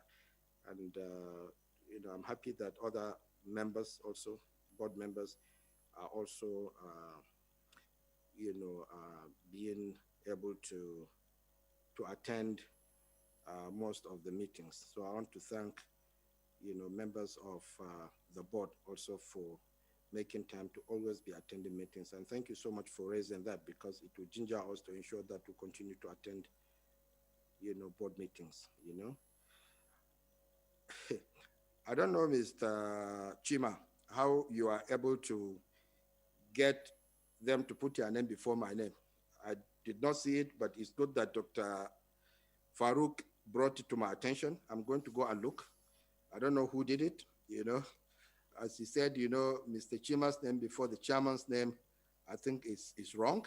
Company secretary, did that come from you? Or where did that come from? Yes, that came from me, sir. But what happened actually was Mr. So Chima was chairman chairman for substantial part of the year before you overthrew him. How can Chima be before me? What happened? Abi, or you want to stage your coup, Mr. Chima? So please let it be corrected, huh? And as doctor said, yes, sir. Even A comes before C. So that way Chima should not even be there at all before me. Yeah? Noted, sir. Thank you, Dr. Farouk, for bringing that to our attention. Thank you so much. So, Doctor, you raised a very important issue, which is something that we have actually been discussing internally, although it has to do with subsidiary or subsidiaries of the business. It's not BUA Cement, but you raised it, so I'd like to shed a bit more light. That is on the issue of bringing more companies to the exchange, within the BUA umbrella. It's something that we actually are considering because, we have the BUA Sugar Refinery in Lagos. We have the BUA Plantation in Lafiaji. We now have BUA Sugar Refinery in Port Harcourt, which is under the NEPSA zone. And then we have the flour milling and the pasta. So we're actually looking to set up what would be called BUA Foods.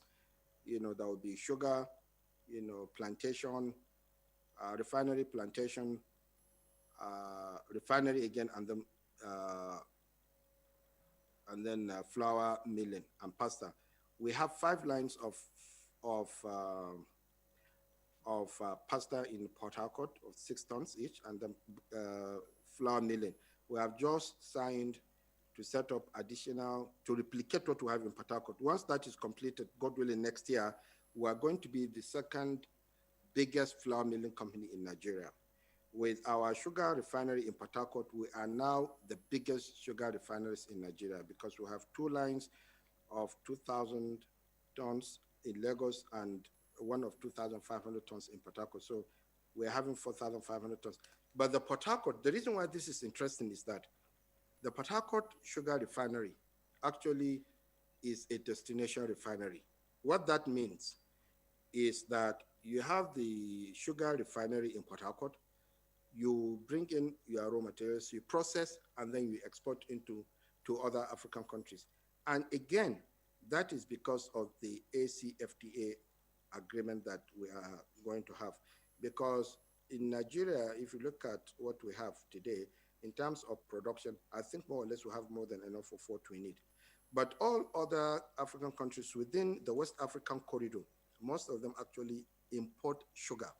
So what this does is that we'll be able to bring in the sugar, process it in Nigeria, add value, about 40–50% value, and then take it to, Ghana, Lome, any of the countries within the West African corridor. So with all of these businesses, we believe it will not be out of place for us to actually list the business as Boa Foods, because the volume is going to be huge. The plantation that we're having together with ethanol, by the time we complete that end of next year, we'll be able to produce 250,000 tons of white sugar together with an ethanol plant. So we're really very excited, and I think it will make a lot of sense for us to list. So we're discussing that. So I know that it's not related to Boa Cement, but since you raised the issue, I thought I should actually just address it so that even if it is just for your consumption, to know what we are doing as regards to listing other companies on the exchange, because I think we need more companies, to be listed. Customers, what are we doing to satisfy our customers? Well, I think the customers are quite happy with what we're doing. The only problem is that they cannot get enough cement. That is the problem now. And the strategy is for us to try and see if we can fast track, the commissioning of Sokoto. I think that will enhance, greatly the supply of, cement within, the northwestern region, because that is where I think the issue is. We have, the demand is a lot more in the north than in the south, simply because there aren't enough plants in the northern part of Nigeria. And that is also because of the fact that energy is a big issue in the north.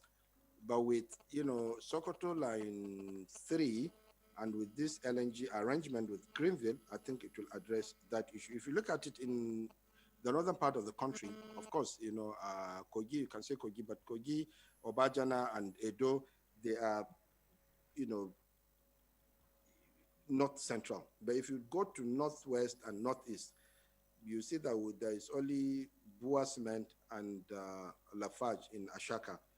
And these two plants really cannot satisfy the market. So most of the cement that is coming from the south, before it gets to the north, the cost of transportation and what have you is a bit of a challenge. I tell you, it is cement, for example, today, it's easier for us to take our cement in Obu, of course, to say Asaba, which is just a few hours drive, and sell the cement probably higher price than taking it to Maiduguri, which is probably 1,000 naira per bag transportation cost. So that is what we are trying to address. And we are also looking to set up another line in Adamawa, which we are discussing. We'll come to AGM once we are ready to come and present that as well. But we believe that we need to do more, build more plants, and that is the strategy. And I believe the demand is there. The country is growing. There have not been any new plants being built, and as we have seen, Nigeria is only about 110, 115 kilograms per head. I mean, that is nothing, I mean, for a country like Nigeria, the biggest economy in Africa, we should be at least at 300 kilograms per head. And with that, we'll be looking at almost 100 million tons, in stock capacity. Today, we have maybe total of, 40, 50 million tons, and we are producing just under 30 million tons, but we should be producing at least 100 million tons to be able to satisfy the demand of the country. So the strategy is for us to try and push and do more. That is because you asked what is the strategy of the business. That is for now, at least, to be able to keep our customers, continue satisfying our customers, to be able to do more so that, the business or the product reaches everywhere within the country. So that is on Dr. Farouk. Nike Ademi, yours, you made very good presentation in terms of commending, the management, and the board for a job well done. To me, I think, our biggest asset is the fact that we have very, very, very good people. So I want to really use this opportunity once again, and I will not be tired of commending them. But you know, so I want to commend them really for an excellent job. I mean, these guys, you know, they work 24/7. Yusuf doesn't sleep. He is always, you know, on top of things, no matter how small, no matter how little, any issue. Yusuf Benji is on top of it. He's the managing director, and I want to really seize this opportunity to thank him on behalf of the board for, you know, for his contributions and his colleagues as well. You know, this business is a very challenging business, and for somebody to be, you know, running these plants, you know, from Sokoto to Obu, you know, all the issues and what have you, and he's based in Abuja, and he's doing it, you know, day in, day out, 24/7. I think we have to really appreciate and commend him, because I think without Yusuf and his colleagues, there's no way we'll be where we are today. So I really want to, as I said, I will not be tired of commending, you know, them, because I know what they are doing, and I know what it takes. I know how difficult it is, you know, really to get this business, you know, where it is today. And I know how much people appreciate the quality of Boa cement. And that is not me. That is not the board. It's the management. You know, the quality of Boa today is known to be the best in the country, whether we like it or not. And hey, that would not have been possible without really the management, you know, their time, inputs, and what have you, you know. And I want to, again, you know, thank them, and to, you know, please have them continue to put in everything possible, because this is just the beginning. I am looking at maybe in the next 3 to 4 years to double whatever we have today in terms of production lines, because, you know, with the quality of Boa cement, nobody, if there's Boa cement, nobody will take any other cement. I'm saying this, you know, with all sense of humility, to be honest. I've had a lot of my friends call me that, Alaji, what is going on? That my contractor is saying he cannot use any cement but Boa. Please tell us what is going on. And I would like, what do you mean? He said, oh, you know, I've given a job, and the construction company is saying it's only Boa cement, and that if not Boa, he cannot use the cement, because if he plasters his whatever, the thing will come down. And block maker. So everybody, people come to me all the time, and they're just trying to find out exactly what it is that we're doing, that our quality or our product is better in terms of quality than any other cement in the country. And I'm not making this up. This is the truth, you know. And of course, we know Boa is the king of cement, so it's not surprising, you know. Thank you so much, everybody. So I think we go to the next item. Thank you. There is no volume here. Couldn't hear. Okay. Right. So I think we have answered. Company Secretary, please guide me. I think we have answered, you know, the questions of some of the shareholders, right? Yes, sir, So but now, we have one shareholder that's begging to, you know, chip in something, that if you can permit him. okay, I haven't seen him. Sonny? Yes. Okay, because I can hardly see the flow from here. That is the problem. Sonny can actually speak. There's no Can you unmute him, please? Please, Sonny, go ahead. I saw you trying to call me, actually. I'm sorry about that. Yes, thank you. So sorry. Thank you, my chairman. Yes. Are you hearing me? I can hear you now, Sonny. Okay, thank you, my chairman. It's just unfortunate, the situation in the country everywhere, otherwise we would have been there physically. I have listened to all the replies that you have given on some of the questions raised by my colleagues, especially Dr. Farouk. I have a request from those shareholders that I'm representing. Thank you for the opportunity to represent thousands of shareholders of Boa Cement. That I should thank you for diversification into refinery. Now, This diversification, we would like to know whether it will still come under Poor Cement, or it's going to be one of the companies that you later bring to the exchange. It's very important because we're so happy about the announcement. And also look at the picture you are having on the annual report. You are very close to Emmanuel, whom you visited, and I gave you honor. I hope you know the Emmanuel I'm referring to. I know. That is the president of France. Yes. I know. I know. Just your suit look like his because he's so entangled with black suit.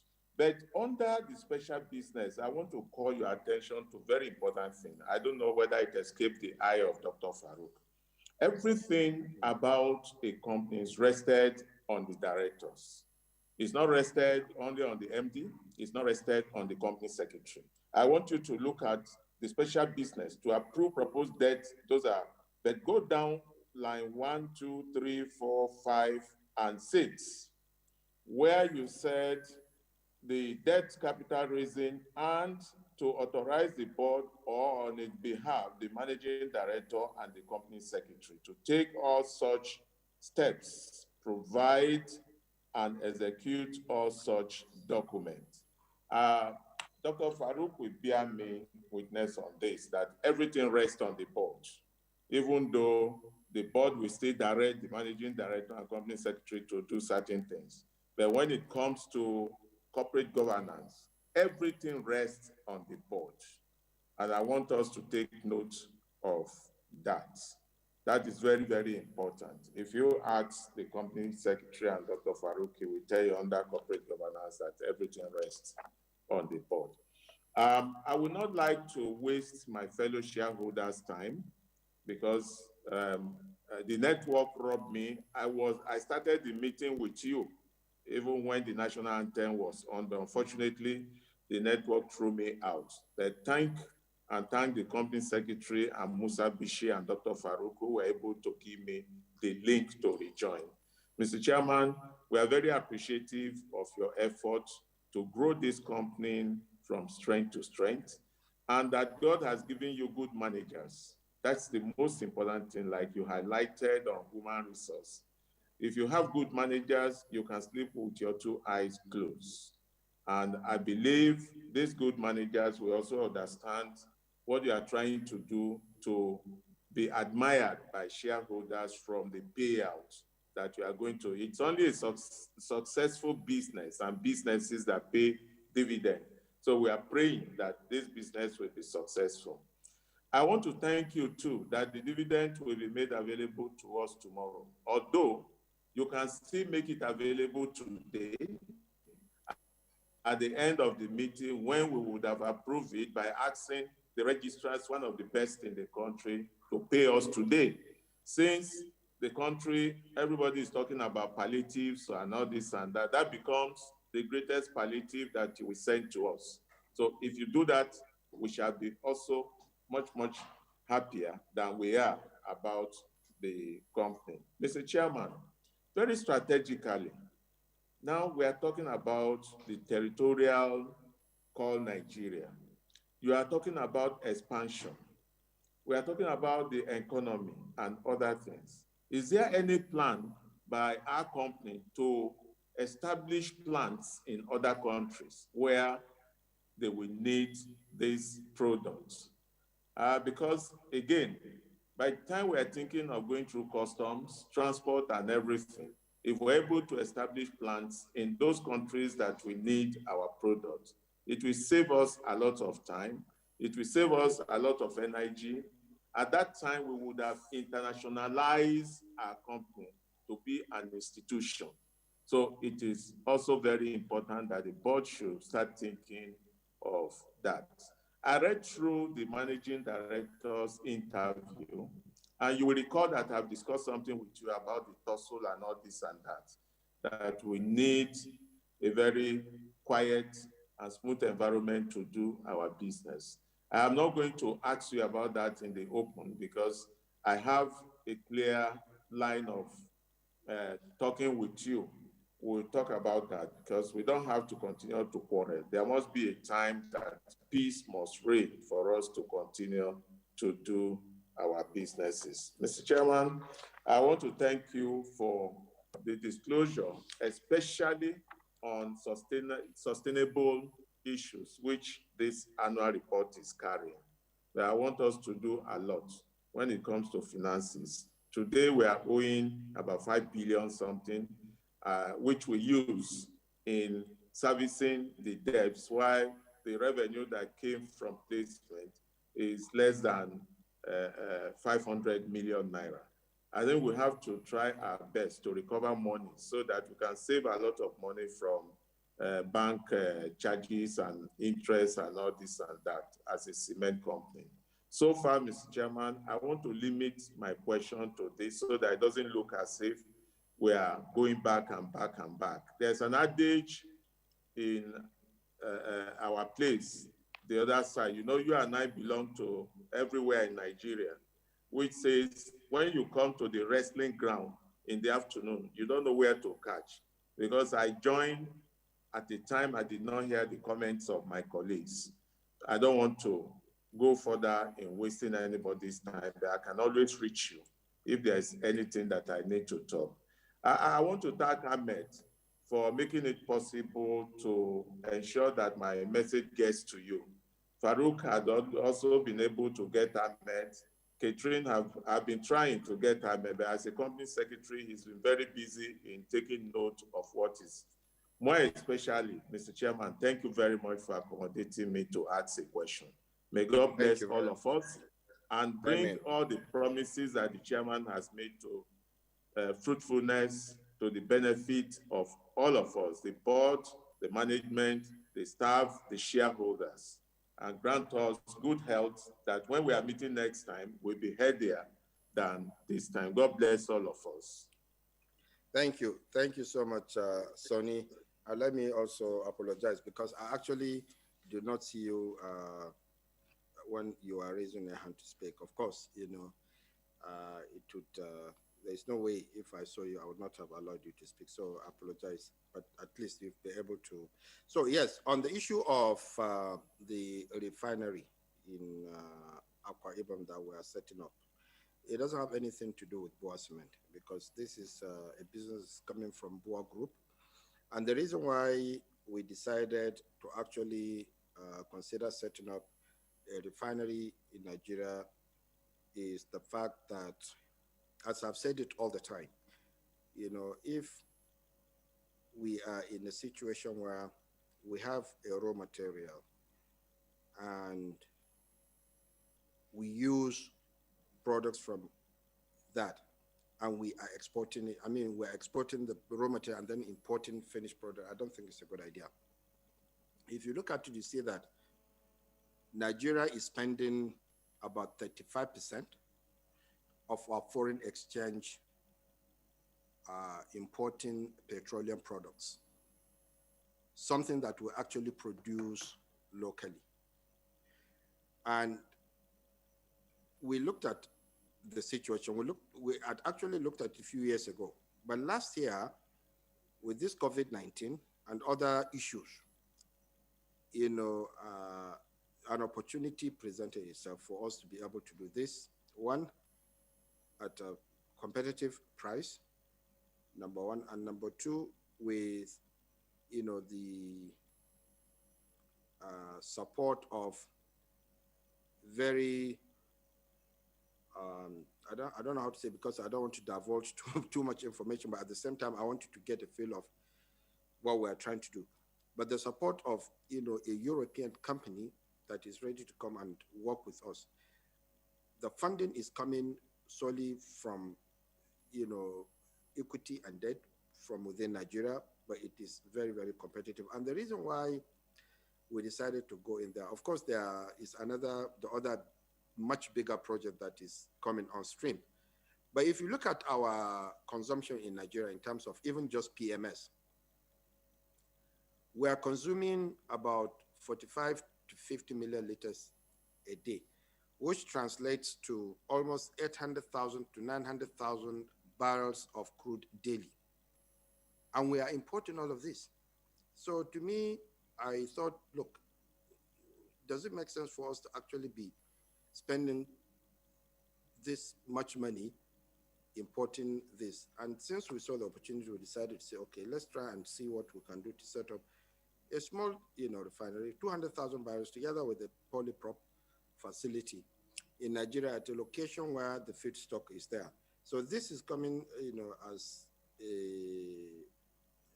it's coming as a BUA group project. It's nothing to do with BUA Cement. BUA Cement is only in the business of producing cement. It's not going to do anything else apart from cement. So the refinery is actually a BUA group project, but it is a project that I believe we should have actually, or somebody should have actually done it a long, long time ago. There is no country, I have not seen any country in the world that is producing crude and importing, petroleum products. Probably only maybe Angola and Nigeria. I have looked and I haven't seen, so it doesn't make sense. And we're spending over 35% of what, we earn in terms of foreign exchange, importing something that we could actually be producing locally. And if you look at just the numbers, just look at the cost of transporting crude out and bringing it back as petroleum product. That cost is almost the cost of the crude itself. So it's just a no-brainer. And these are some of the things that I have always, said that we must try and use whatever we have locally and add value. It's not only, oil and gas, even other, other industries. If you look at cement today, what we're doing, I mean, imagine if we do not have cement plants, spread over the country. To actually transport cement from Lagos to Maiduguri is probably the same cost as the cement itself. So imagine, or Sokoto for that matter. So imagine if we do not have cement plants in Sokoto or in Edo or in Obajana and other, parts of the country. The cement price in Nigeria would have been going for at least 5,000, 6,000 naira if you see it. So these are the areas where we said, look, whatever we have in Nigeria, if we can add value, of course there is a limit to what we can do. But I think this is one of the areas where, I believe that, we can add a lot of value, because this is something that we have locally and everything is just being exported, and we are spending more than double what it should be to bring in the as refined, products. So yeah, that is something that BUA Group is doing. Of course, once we are done, maybe we can still go and list that business, if that happens. You've also mentioned that you'd like to have your dividend paid today. I wouldn't mind getting my paid today as well. So, Catherine, if you are listening, please, as soon as this meeting is over, try and see if you can pay all of us our dividend, so that we can have, we can have our dividend in our accounts as soon as possible. Sonny, you've mentioned, you've mentioned this, whether we are interested in expanding to other countries in Africa. It is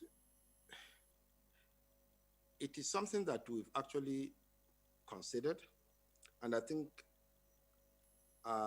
it would make sense to do that.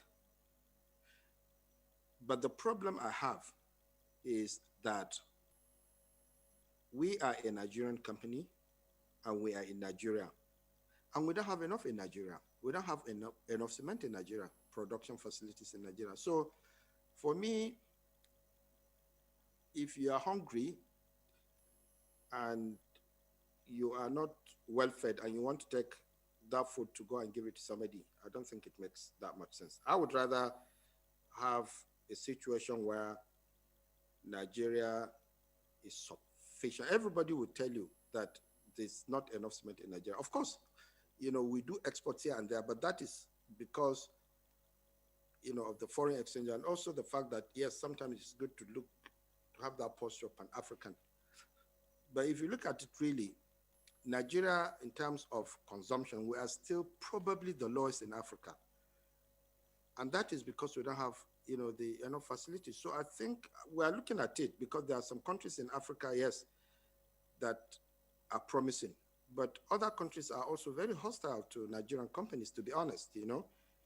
And since we're here, we're based here, it's easier for us to actually, you know, manage situations here in Nigeria. I decided that, okay, let's just wait and see. Let's continue expanding Nigeria to the level where we believe that, yes, there is more than enough.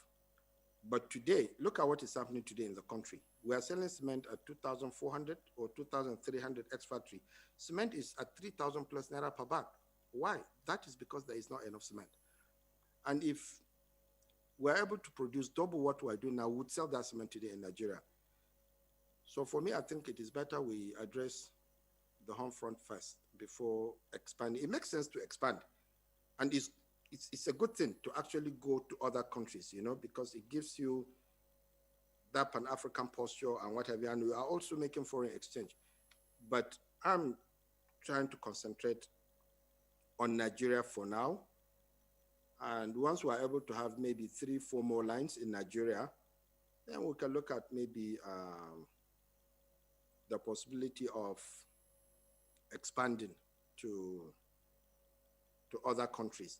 But if you look at it, for example, now, with our Sokoto plant and with the ACFTA arrangement in place, it even makes a lot more sense to have your plants in Nigeria and export the cement to some of these countries. Because it's better. If you look at it now, Burkina Faso does not have limestone. It's not producing cement. In Ghana, for example, you can have an export terminal in Port Harcourt. You can take clinker, go and put up a grinding plant in Ghana, and take your clinker to Accra and go and process the clinker in Ghana, or even the cement, because it's allowed. You can go to any of the African countries, only those that are probably landlocked that you have an issue with.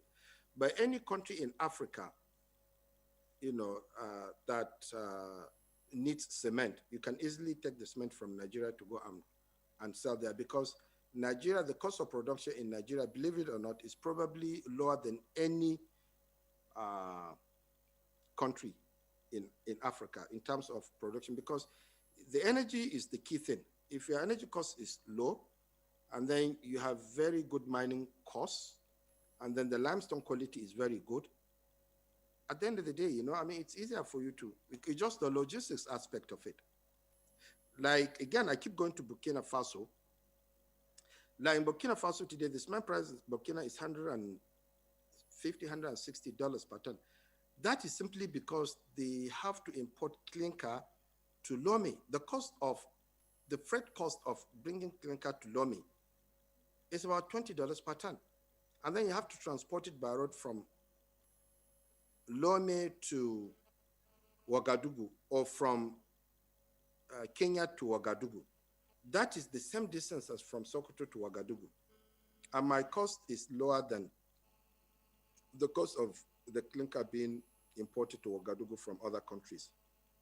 So it's very easier for me to just sit in Sokoto, hassle-free, no issues, produce whatever Burkina Faso and Niger require, and then just send it over there, or send the clinker for them to process or grind, rather than go and put up a plant, you know, in those countries, for example, where you will have local issues and what have you. The same thing with, you know, say, for example, even Kenya. So the important thing is, if you are able to have proximity to the ports, like what Dangote is doing, from Lagos now, because he's very close to the ports, you know, so he's in Ogun State to Apapa ports, very easy.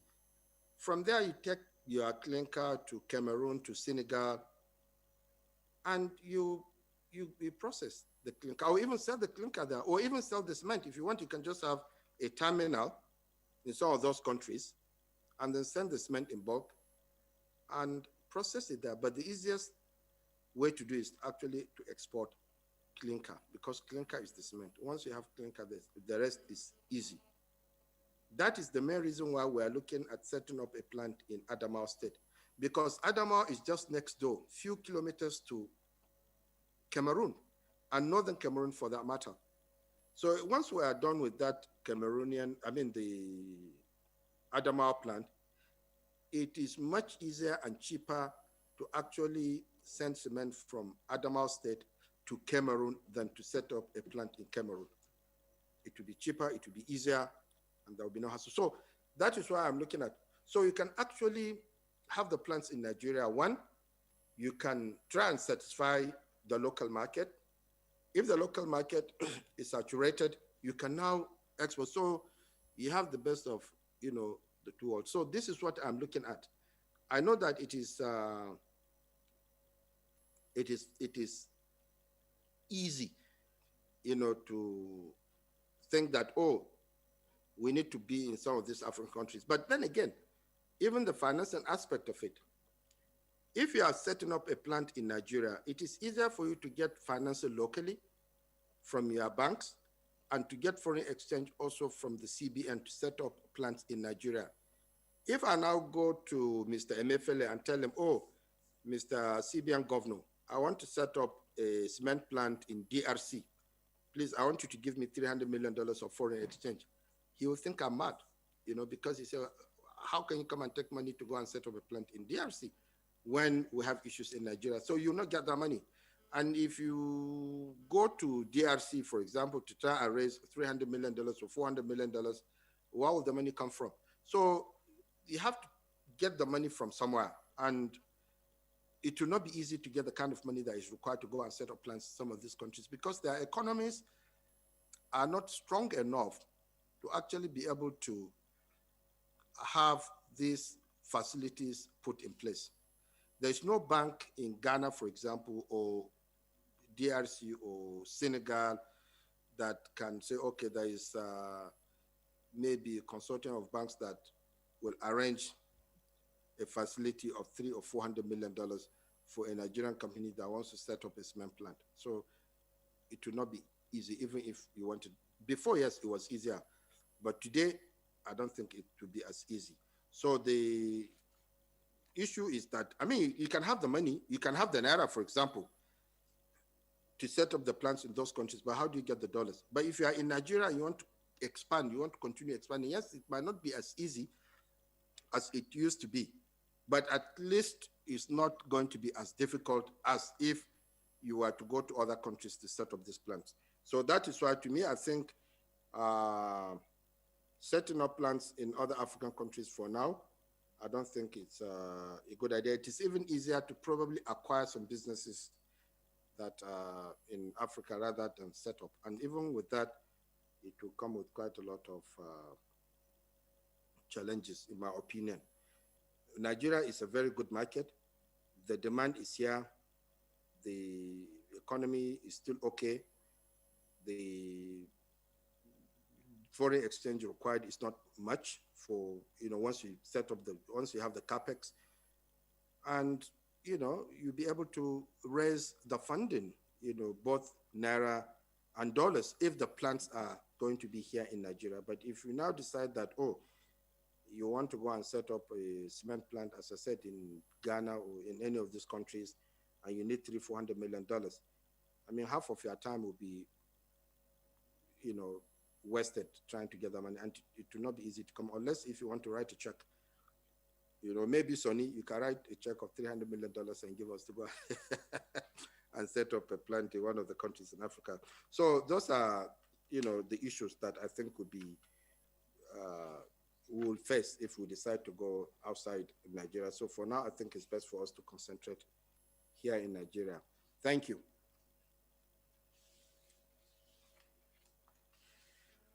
So I think I've more or less addressed most of these questions and comments. I know, Dr. Farouk, you raised one issue about the border. Yes, let me even touch on that. Because what are we doing regarding the border closure? Of course, with the borders closed, it's difficult for us to continue exports. But let me add also, the government is actually aware of the situation of, our exports, to some of these countries. And we have been given a waiver, actually for, exports to Niger. of course, it is, you know, it's not an automatic one, but anytime we need to send our trucks to Niger Republic, all we need to do is to write, you know, and then they will give us go ahead, and we've been exporting without any problem. I appreciate where the government is coming from as regards to the border closure. We all know that, as you mentioned yourself, that we have issues with smuggling, we have issues of proliferation of, you know, arms, you know, from some of these countries to Nigeria. We have issues of all these drugs, you know, codeine and what have you that is coming in. And then we have issue with this Boko Haram, which is the reason why I think the government has actually decided to close the borders. But of course, you know, they are looking at it because, as you said, the borders cannot be closed forever.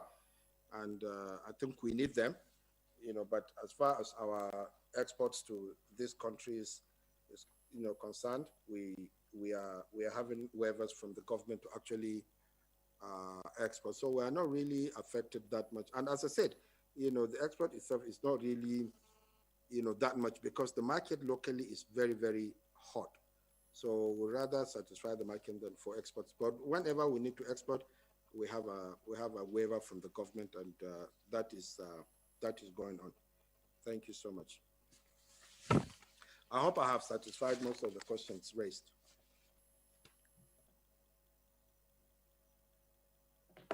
Company Secretary, are you there? Yes, yes, sir. So we can move to the next agenda. Okay, which one is the next agenda? Is the Declaration of Dividend, item number 2. Number 2 or number 3? Number 2. It says number 3 on here. Declaration of Dividend is item number 3. So the next item on the agenda, okay, item number 2 is the recommendation of the directors to declare a gross dividend of 1.75 Naira per share.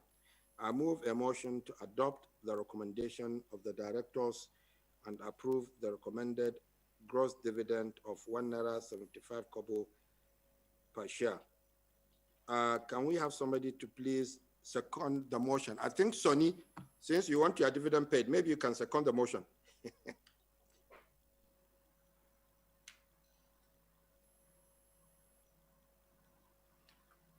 Is he there, or can somebody second? Yeah, I do. Okay. Yeah. Thank you, Sonny. So, yes, sir. Voting on the motion will be conducted by Paul. Would now want to call on the registrar to consider, to conduct the voting.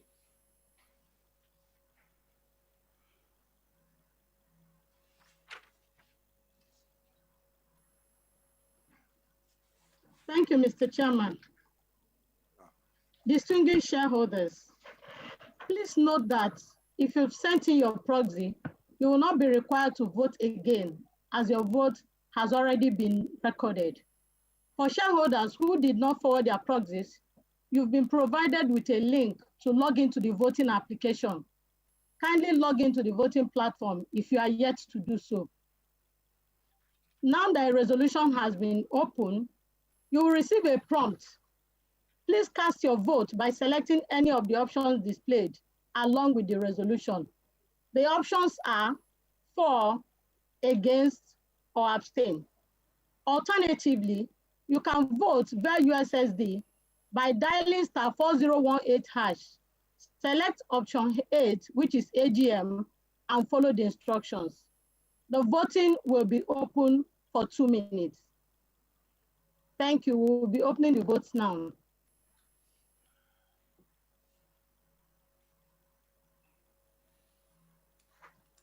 Please log in and enter your unique code.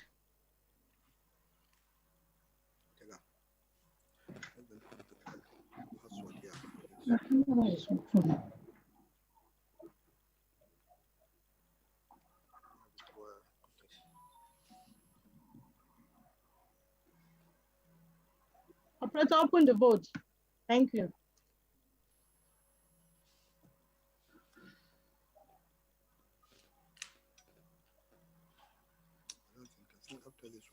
Please enable him to share the screen.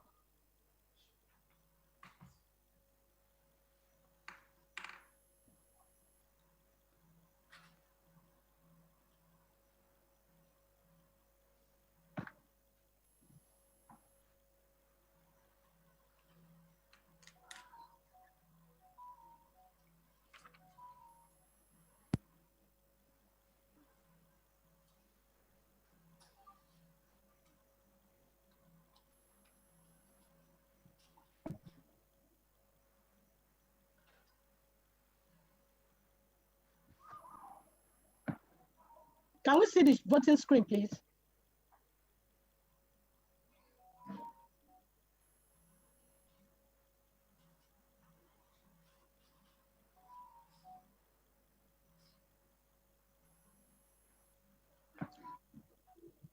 Admin, please display the voting screen.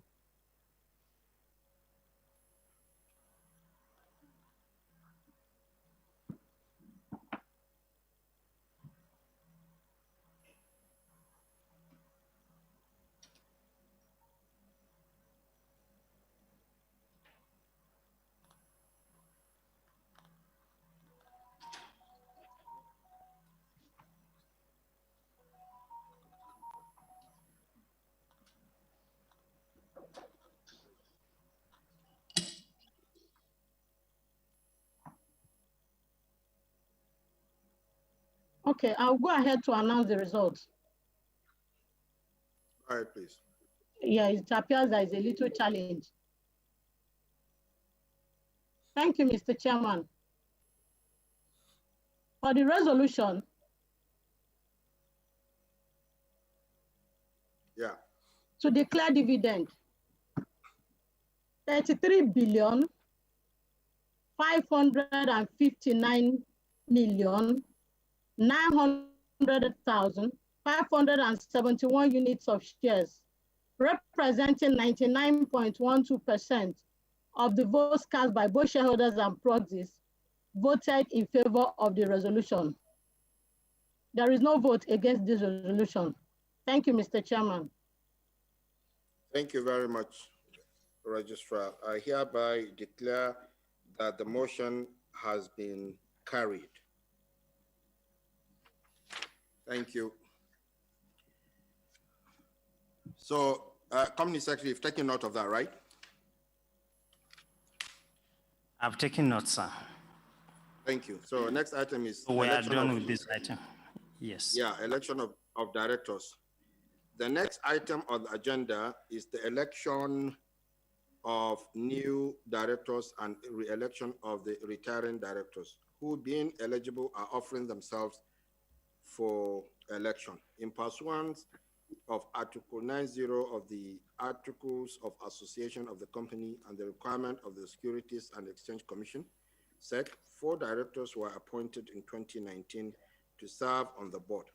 These include Mr. Finn Arnoldson, Non-Executive Director, Yusuf Haliru Binji, Managing Director, Karat Abdurazak Godebe, Independent Non-Executive Director, and Shehu Abubakar, Independent Non-Executive Director.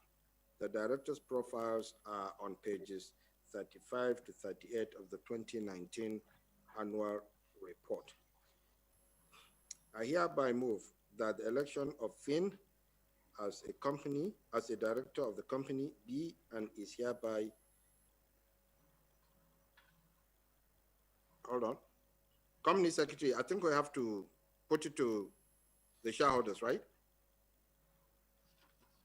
Sir. Okay, I hereby move that the election of Finn as a director of the company be and is hereby approved. Yes, so you can request for someone to second the motion before the vote. Well, I think somebody has to, I don't think I should actually request. Somebody should. Maybe Dr. Farouk can help us second that motion. Mr. Finn, are you standing up or you are sitting? I'm standing. Oh, good. All right, can we have somebody to please second that motion?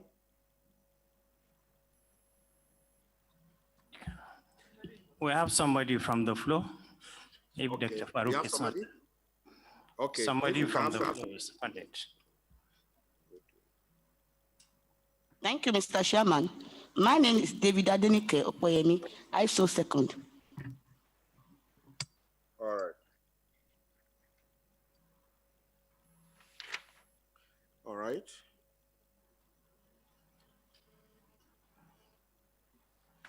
All right, fine. So, distinguished shareholders, the poll will be open for 2 minutes.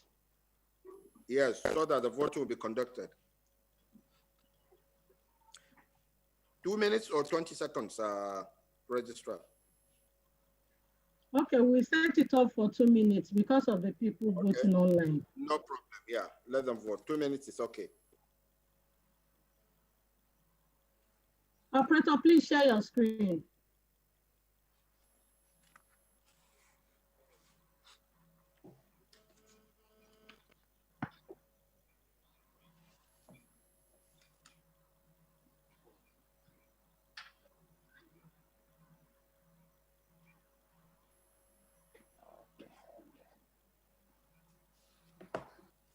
Please share the voting screen, Dominic.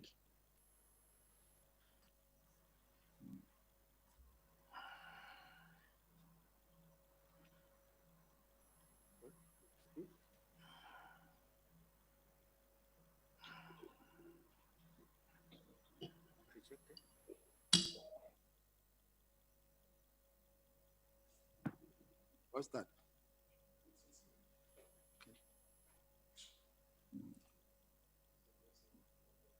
What you are seeing is just the votes coming online. The votes from proxies are not here. Okay.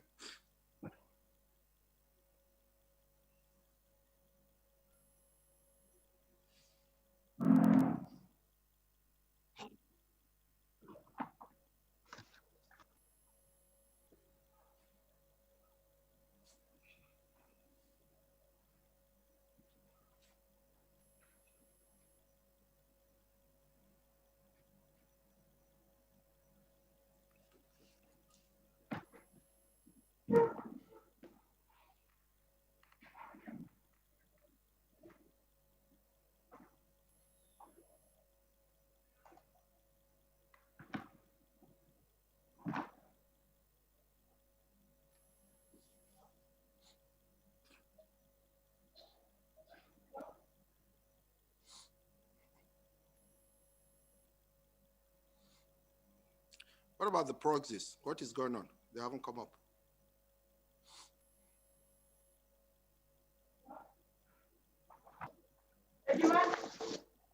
No, what happened? The proxy vote is not showing. The proxy vote is not showing. If it's not okay, don't okay. If it's not okay, don't okay. It's not okay because it's not all the shareholders have not sent in their proxies.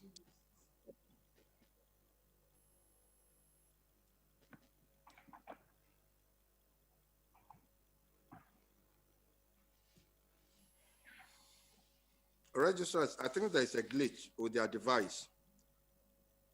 Okay, the result of the poll is out, Mr. Chairman. Can we see the result, please? Thank you, Mr. Chairman. It's already been displayed, sir. I can't see it here. Okay. Can you see it now? Yes, I can now see it. For the election of Finn Arnoldson as a non-executive director of the company, the result of the poll is as follows: 33,558,058,855 units of shares, representing 99.99% of votes cast, voted in favor of the resolution. 2,904,554 units of shares, representing 0.01% of the votes cast, voted against the resolution. There is no abstention. Thank you, Mr. Chairman. Thank you, Catherine. Right, okay.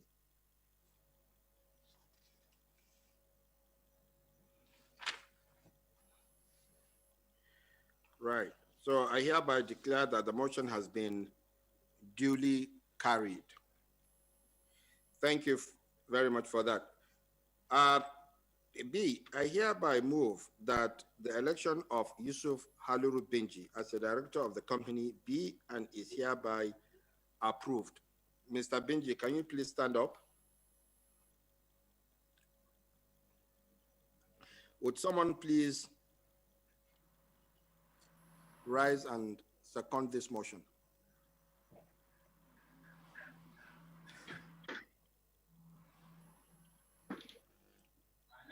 Somebody has seconded? My name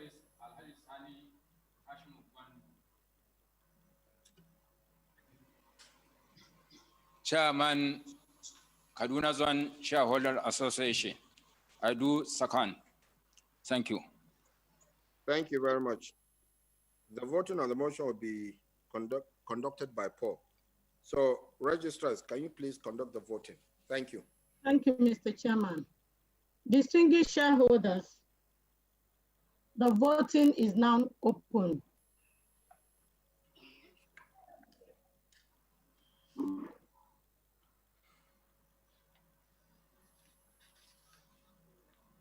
Can you stand up for 2 minutes? Operator, please share the screen.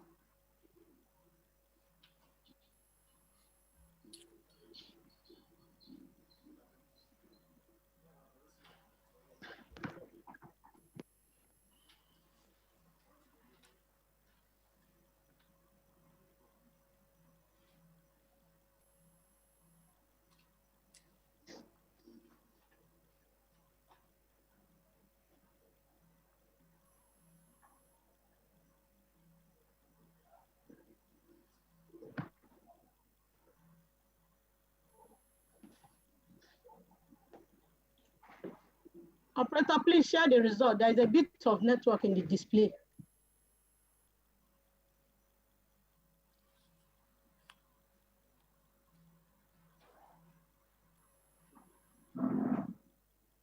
Please share the results.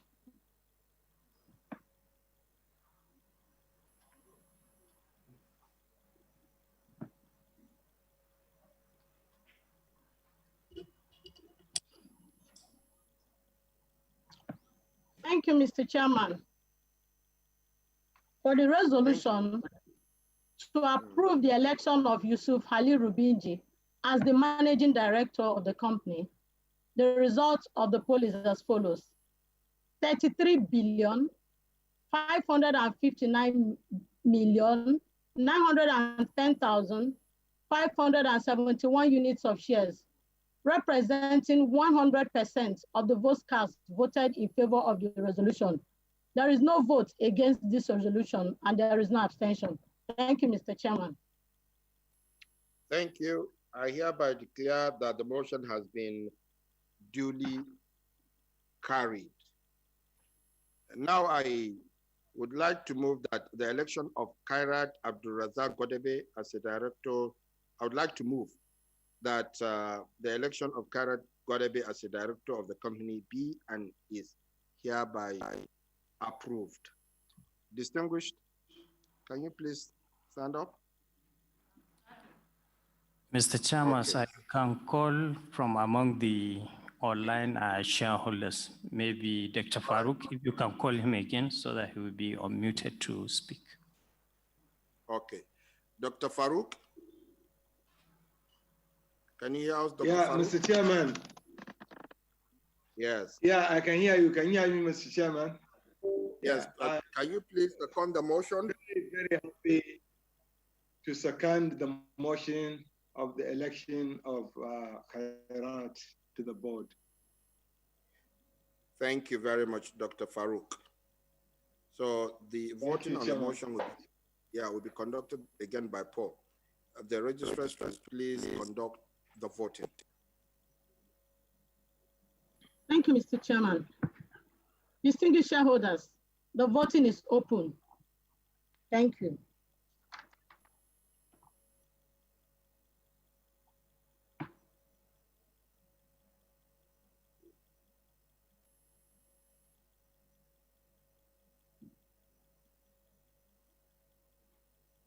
Operator, please share your screen.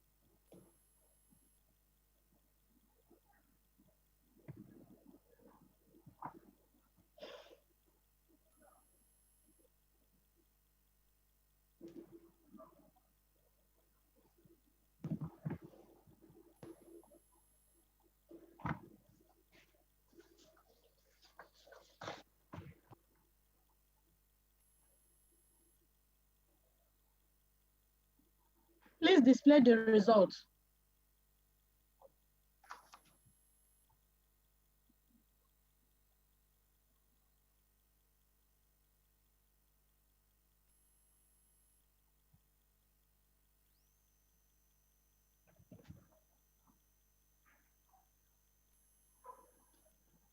Thank you, Mr. Chairman. For the resolution to approve the election of Senator Kairat Abdulrazak Gwadabwe as an independent non-executive director of the company, the result of the poll is as follows. 33,559,966,089 units of shares, representing 100% of the votes cast, both by proxy and shareholders, voted in favor of this resolution. There is no vote against this resolution. Thank you, Mr. Chairman. Thank you, Catherine. I hereby declare that the motion has been duly carried. Thank you. I hereby move that the election of Shehu Abubakar as the director of the company be and is hereby approved. Alaji Shehu Abubakar, please. So would someone please second this motion? Can we have somebody to second the motion? We still have people online. BC Bakar is there, Sunni is there. I think Elizabeth. So if you can pick from one of them, sir. Yeah, BC Bakar is good. If she is there, she can hear us to please second this motion. BC, are you there? Can you hear us? Mrs. Bakari? I so move. I so second, Mr. Chairman. BC Bakari is the name, sir. Thank you very much. Yes, sir. BC. So the voting of the motion will be again conducted by Paul. So I now call on the registrar to please conduct the voting. Thank you. Thank you, Mr. Chairman. Distinguished shareholders, the voting is open now.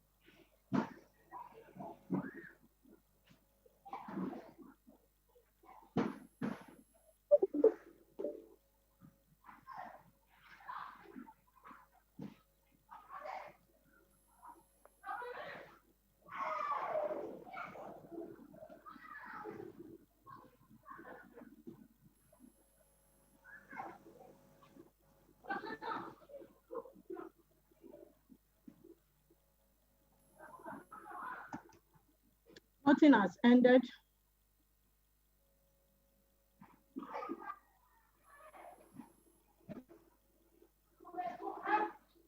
Operator, please display the results.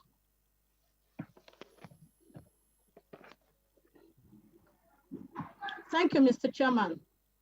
For the resolution to approve the election of Ahadi Shehu Abubakar as an independent non-executive director of the company, the result of the poll is as follows: 33,559,956,089 units of shares, representing 100% of the votes cast, both by proxy and shareholders, voted in favor of the resolution.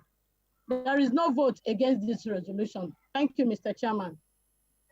Thank you, Madam. I hereby declare that the motion has been duly carried. Thank you very much. The election of directors retiring by law. The remaining part of this agenda is the re-election of the retiring directors who retire by rotation at this meeting and are offering themselves for re-election. In pursuance of Article 89 of the company's Articles of Associations, 1/3 of the directors of the company retire from office at this meeting and being eligible to offer themselves for re-election. They are Kabiru Rabiu, Chimaobi Maduke, and their profiles are on pages 35 to 38 of the 2019 annual report. I hereby move that the re-election of Kabiru Rabiu as a director of the company be and is hereby approved. So we have Musa Bichi asking to second this motion. With your kind permission. Second, yes, Musa Bichi.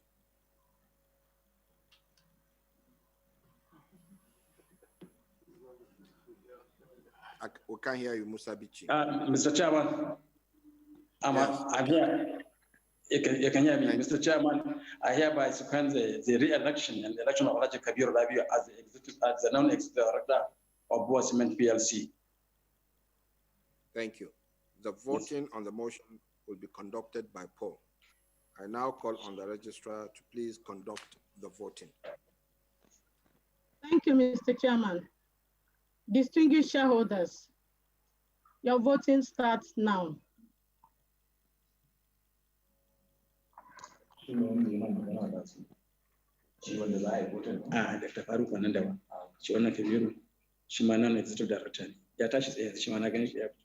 Can you please mute, Musa Bichi, can you please mute your device? We can hear you.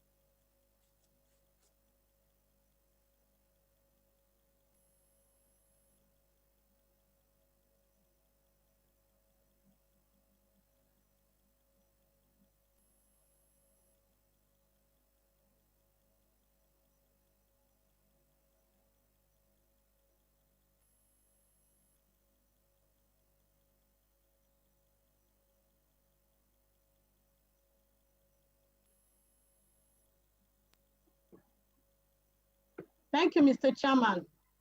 For the resolution to re-elect Alhaji Kabiru Arabiu as a non-executive director of the company, the result of the poll is as follows: 33,557,051,545 units of shares, representing 99.9% of the votes cast, both by shareholders and proxies, voted in favor of the resolution.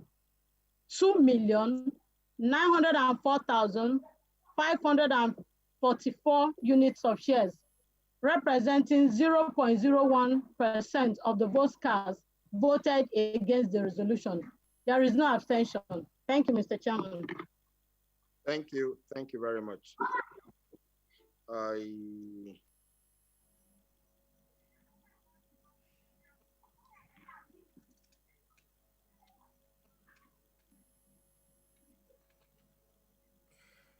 Okay. I hereby declare that the motion has been duly carried. Thank you very much. I hereby move that the re-election of Mr. Chimamaduke as the director of the company be and is hereby approved. Mr. Chima, can you please stand up? Thank you. And can we please have someone rise and second the motion? Maybe we can do it from the floor or we can do it online. We need a lady this time around, I think, if possible. Maybe Nike, is Nike there? Can she Yes. also second? Can she hear us? Thank you, Mr. Chairman. Once again, my name is David Adenike. I so second. Thank you. The voting on the motion will be conducted again by poll. I now call on the registrar to please conduct the voting. Thank you, Mr. Chairman. Distinguished shareholders, the voting commences now.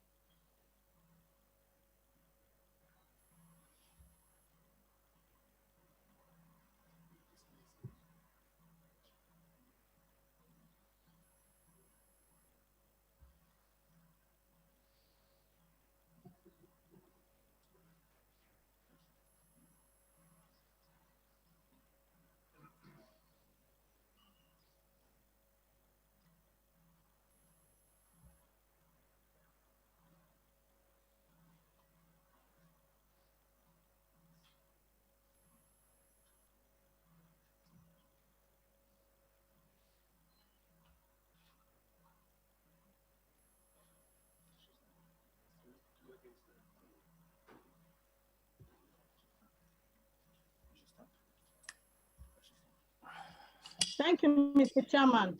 For the resolution to re-elect Mr. Chimobi Madukwe as a non-executive director of the company.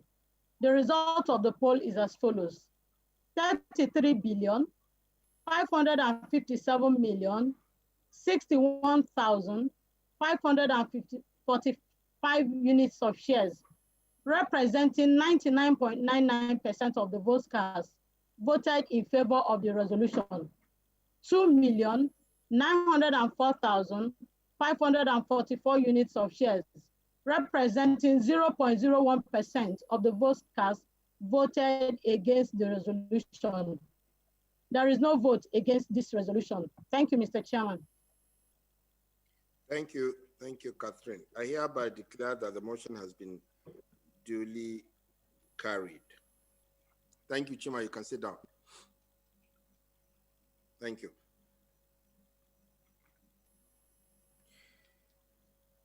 Next item is remuneration of the auditors.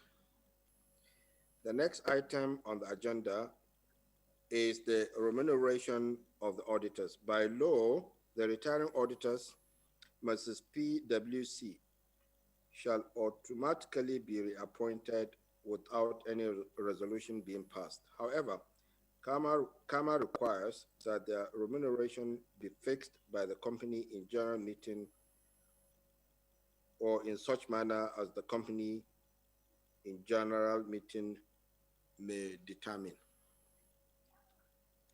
I hereby move that the directors be and are hereby authorized to fix the remuneration and expenses of the auditors for the year ending 31st December 2020. Would someone please second this motion?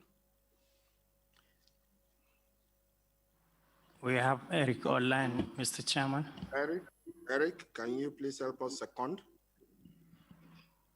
I so do, Mr. Chairman. Eric Akindro is the name. Thank you, Eric. The voting on the motion will be conducted by poll. I now call on the registrar to please conduct the voting. Thank you, Mr. Chairman. Distinguished shareholders, voting starts now.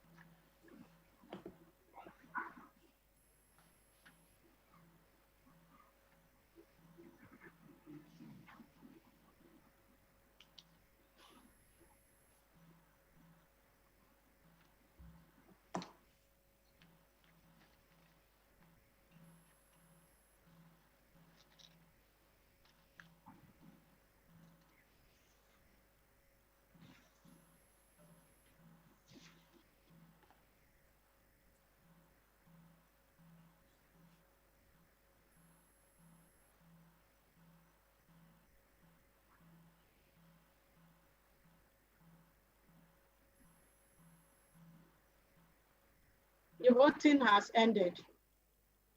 Thank you.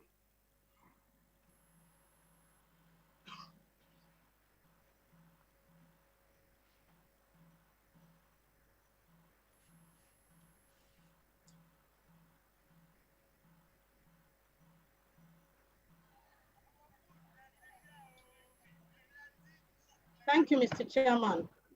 For the resolution to authorize the directors to fix the remuneration of the external auditors, the result of the poll is as follows: 33,559,956,089 units of shares, representing 100% of the votes cast by both proxies and shareholders, voted in favor of this resolution.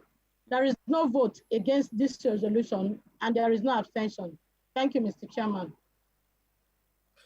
Thank you very much. I therefore declare that the motion has been duly carried. Thank you. The next item is the election of members of the Audit Committee. The next item on the agenda is the election of members of the Audit Committee. Pursuant to Section 3594, subsection 4 of the Companies and Allied Matters Act, Cap C20, Laws of the Federation, 2004, the committee is to carry out the functions set out under Section 359, sub 6 of CAMA and relevant provisions of Securities and Exchange Commission Code of Corporate Governance 2011 and the Nigerian Code of Corporate Governance 2018. In line with Section 359, subsection 4 of the Act, the directors have resolved to elect 3 of their members to represent the board on the Audit Committee. They are Chima Maduke, Kabiru Rabiu, and Shehu Abubakar. As regards the shareholders' representatives, I will now ask the company secretary to let us know the nominations he has received pursuant to Section 359, subsection 5 of the Companies and Allied Matters Act. They are Jibola Ajayi, Kabiru Abdullahi Tambari, and Audurinde Akilolu Taiwo. Since there are only 3 nominees for the 3 shareholder slots on the Audit Committee, I hereby move that the 3 nominees, namely Mr. Ajayi, Mr. Tambari, and Mr. Taiwo, be and are hereby returned unopposed. I would please like to have somebody to second this motion. Company Secretary, because I cannot see the floor, do we have anybody there that is happy to second this motion? Yes, we have Sani Hashim Gwandu. Okay. Sani Hashim Gwandu, can you please help us to second this motion?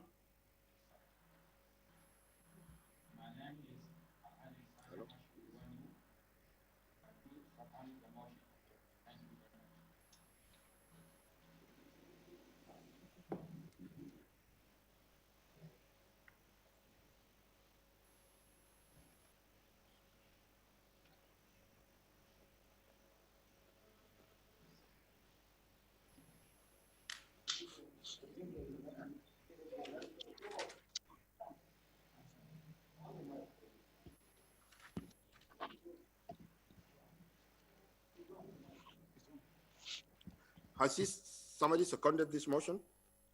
Yes. My name is Hashim Sani Gwandu. I do second the motion. Thank you very much. Thank you, Mr. Gwandu. Thank you very much.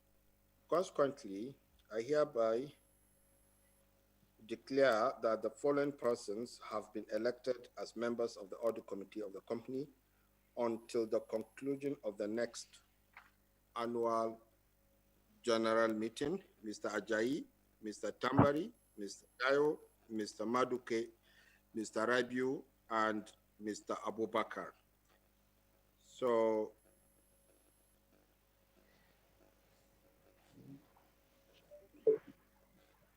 Are we seeing all the members standing? Okay, I can see them now.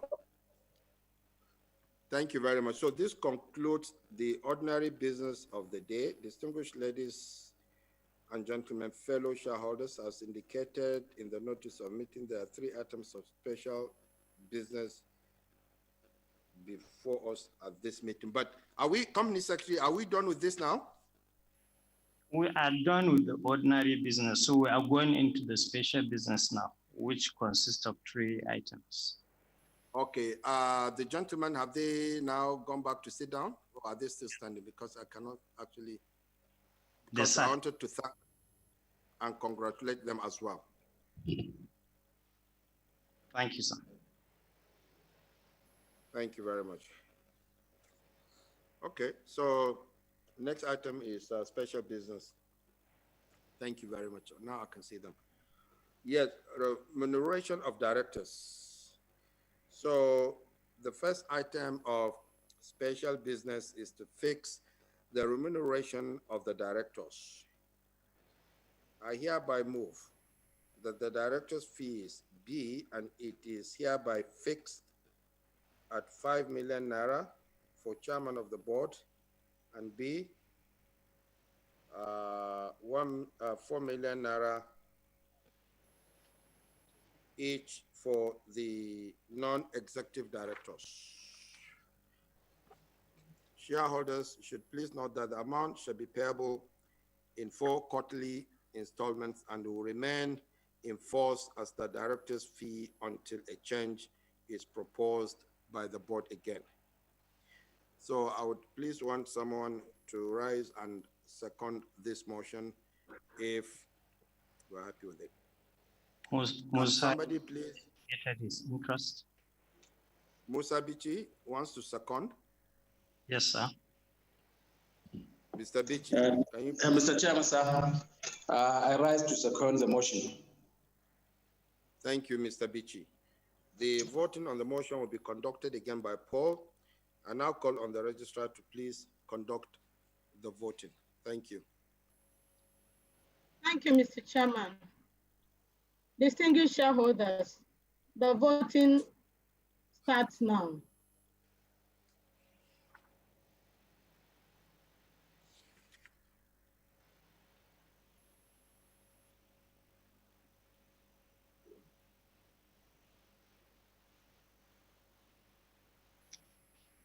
Operator, please allow sharing of screen.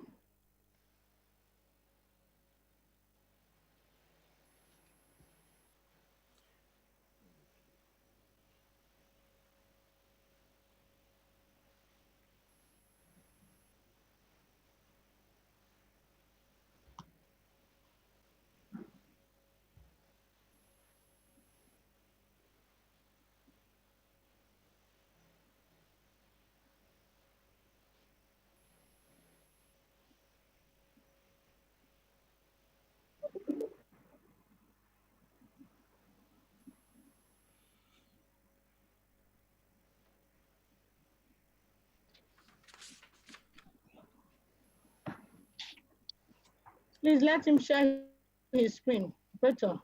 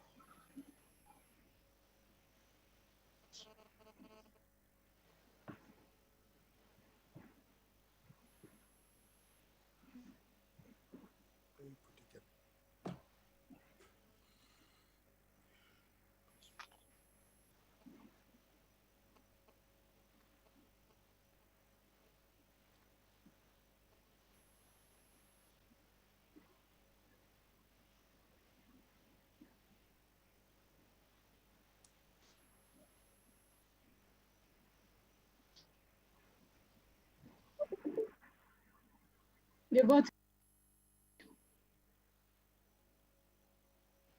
Thank you. Please display the result.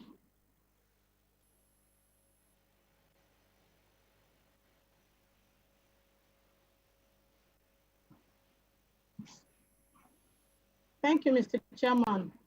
For the resolution to approve the chairman's fees, the result of the poll is as follows: 33,559,966,089 units of shares, representing 100% of the votes cast by both shareholders and proxies, voted in favor of the resolution. There is no vote against this resolution, and there is no abstention. Thank you, Mr. Chairman. Thank you very much, Madam. I therefore declare that the motion has been duly carried. Thank you. Next item is to approve the proposed debt capital raising of the company. Item 7 on the agenda is to approve the proposed debt capital raising by the company, ratify the previous actions of the board of directors of the company, and or respect of the debt capital raising, and to authorize the board or on its behalf the managing director and the company secretary to take all such steps and provide and execute all such documents as may be required to facilitate the raising of debt capital by the company and the obtaining of requisite regulatory approvals required for the debt capital raising. Against that background, I hereby move that the proposed debt capital raising by the company, ratification of the previous actions of the board of directors of the company and or management in respect of the debt capital raising, and to authorization of the board or on its behalf the managing director and the company secretary to take all such steps and provide and execute all such documents as may be required to facilitate the raising of debt capital by the company and the obtaining of requisite regulatory approvals required for the debt capital raising be and is hereby approved. Would someone please rise and second the motion? Thank you. We have BC Bakari. BC Bakari. Motion, sir. Mrs. Bakari Adebisi, I so second. Thank you. Thank you very much, Mrs. Bakari. The voting on the motion will be conducted again by poll. I now call on the registrar to conduct the voting. Thank you. Thank you, Mr. Chairman. Distinguished shareholders, the voting starts now.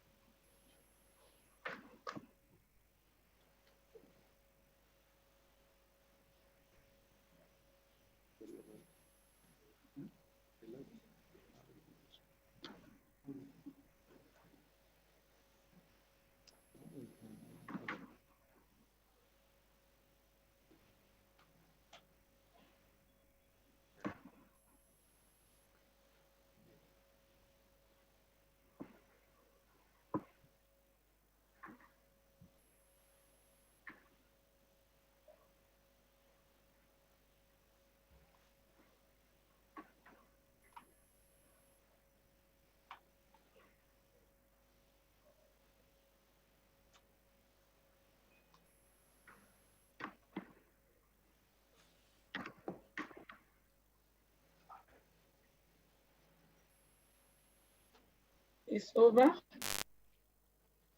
you.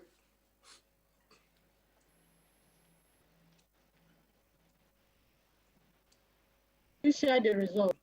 Is it from here or from there? It's from there?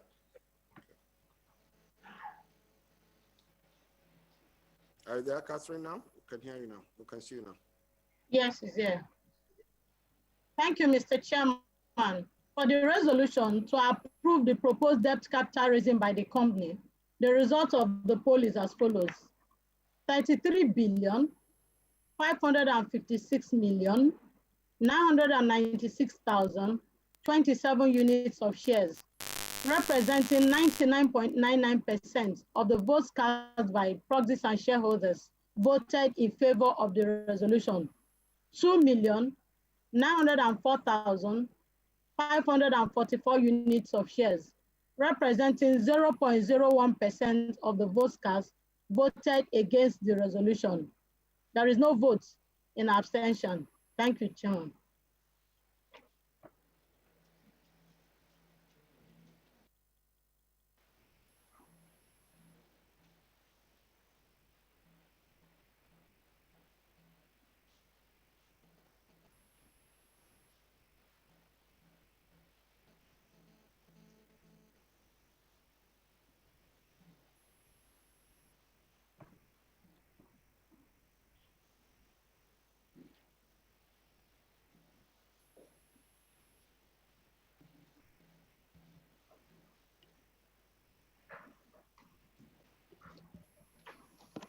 Lord Chairman.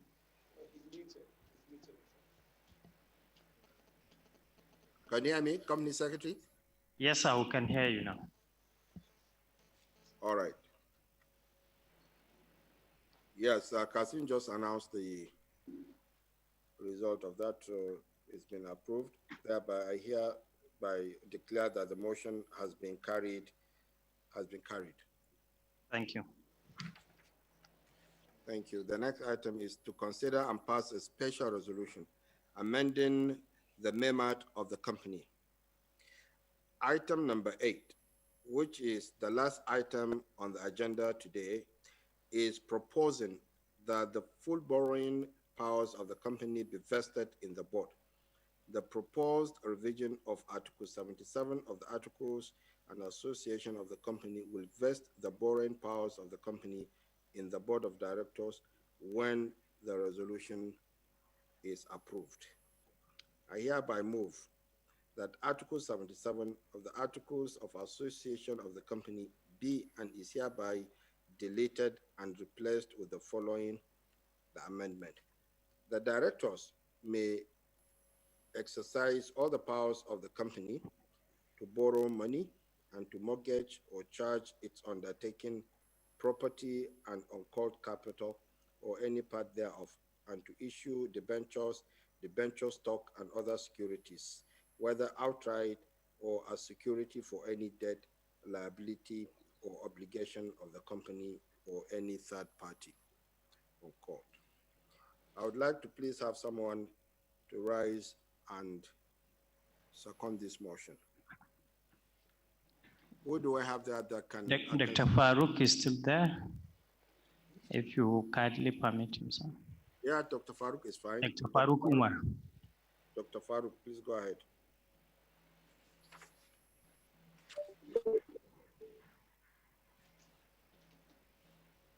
I hereby second the motion as proposed or as item 8 on the agenda.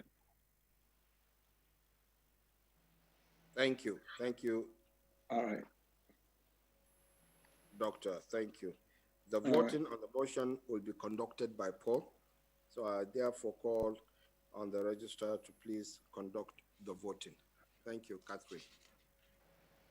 Thank you, Mr. Chairman. Distinguished shareholders, the voting starts now.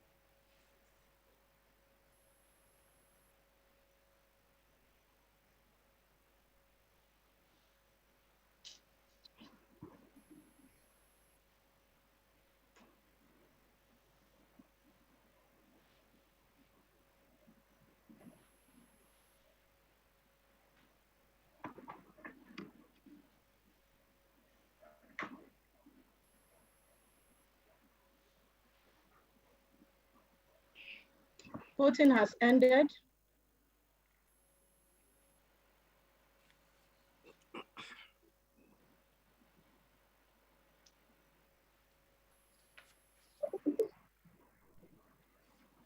Please display the results.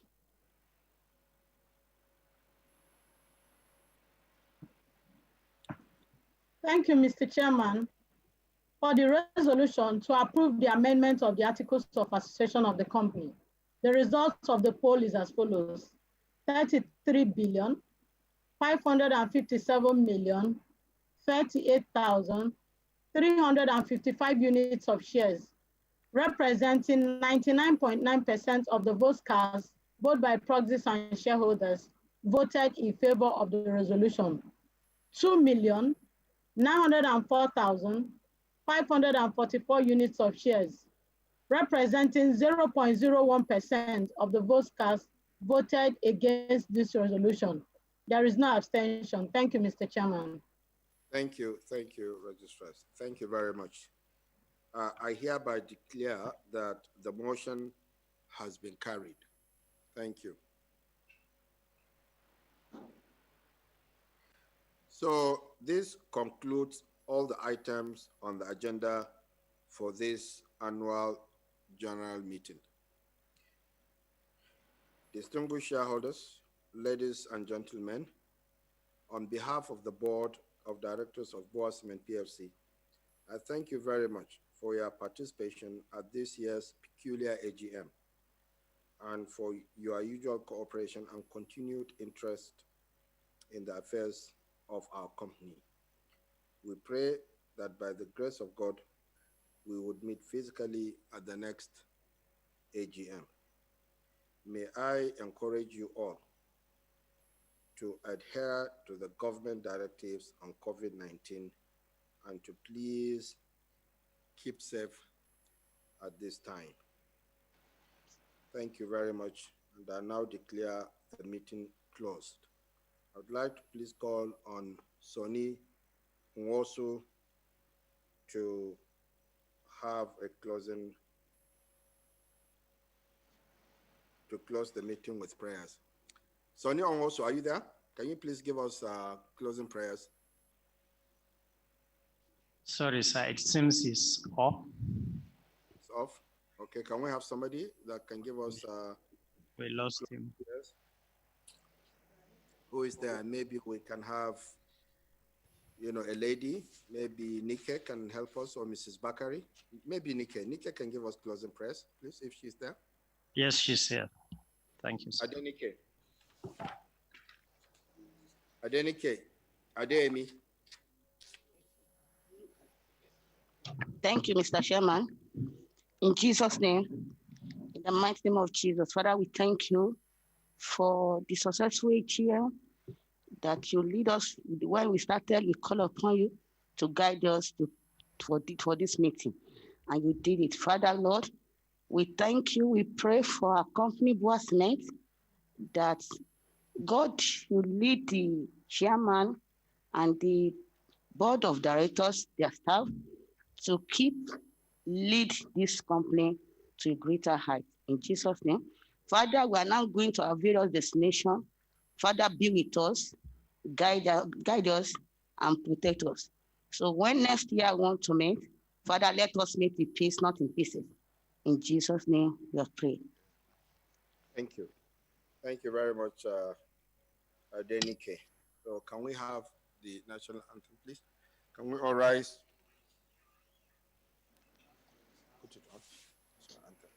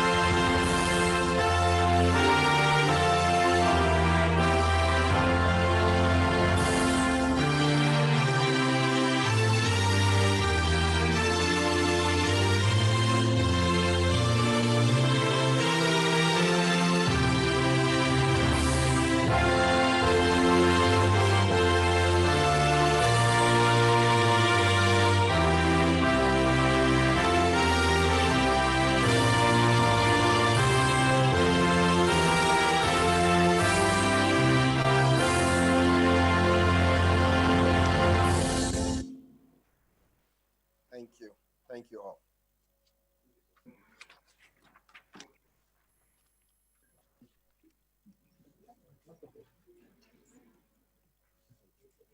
Thank you, guys.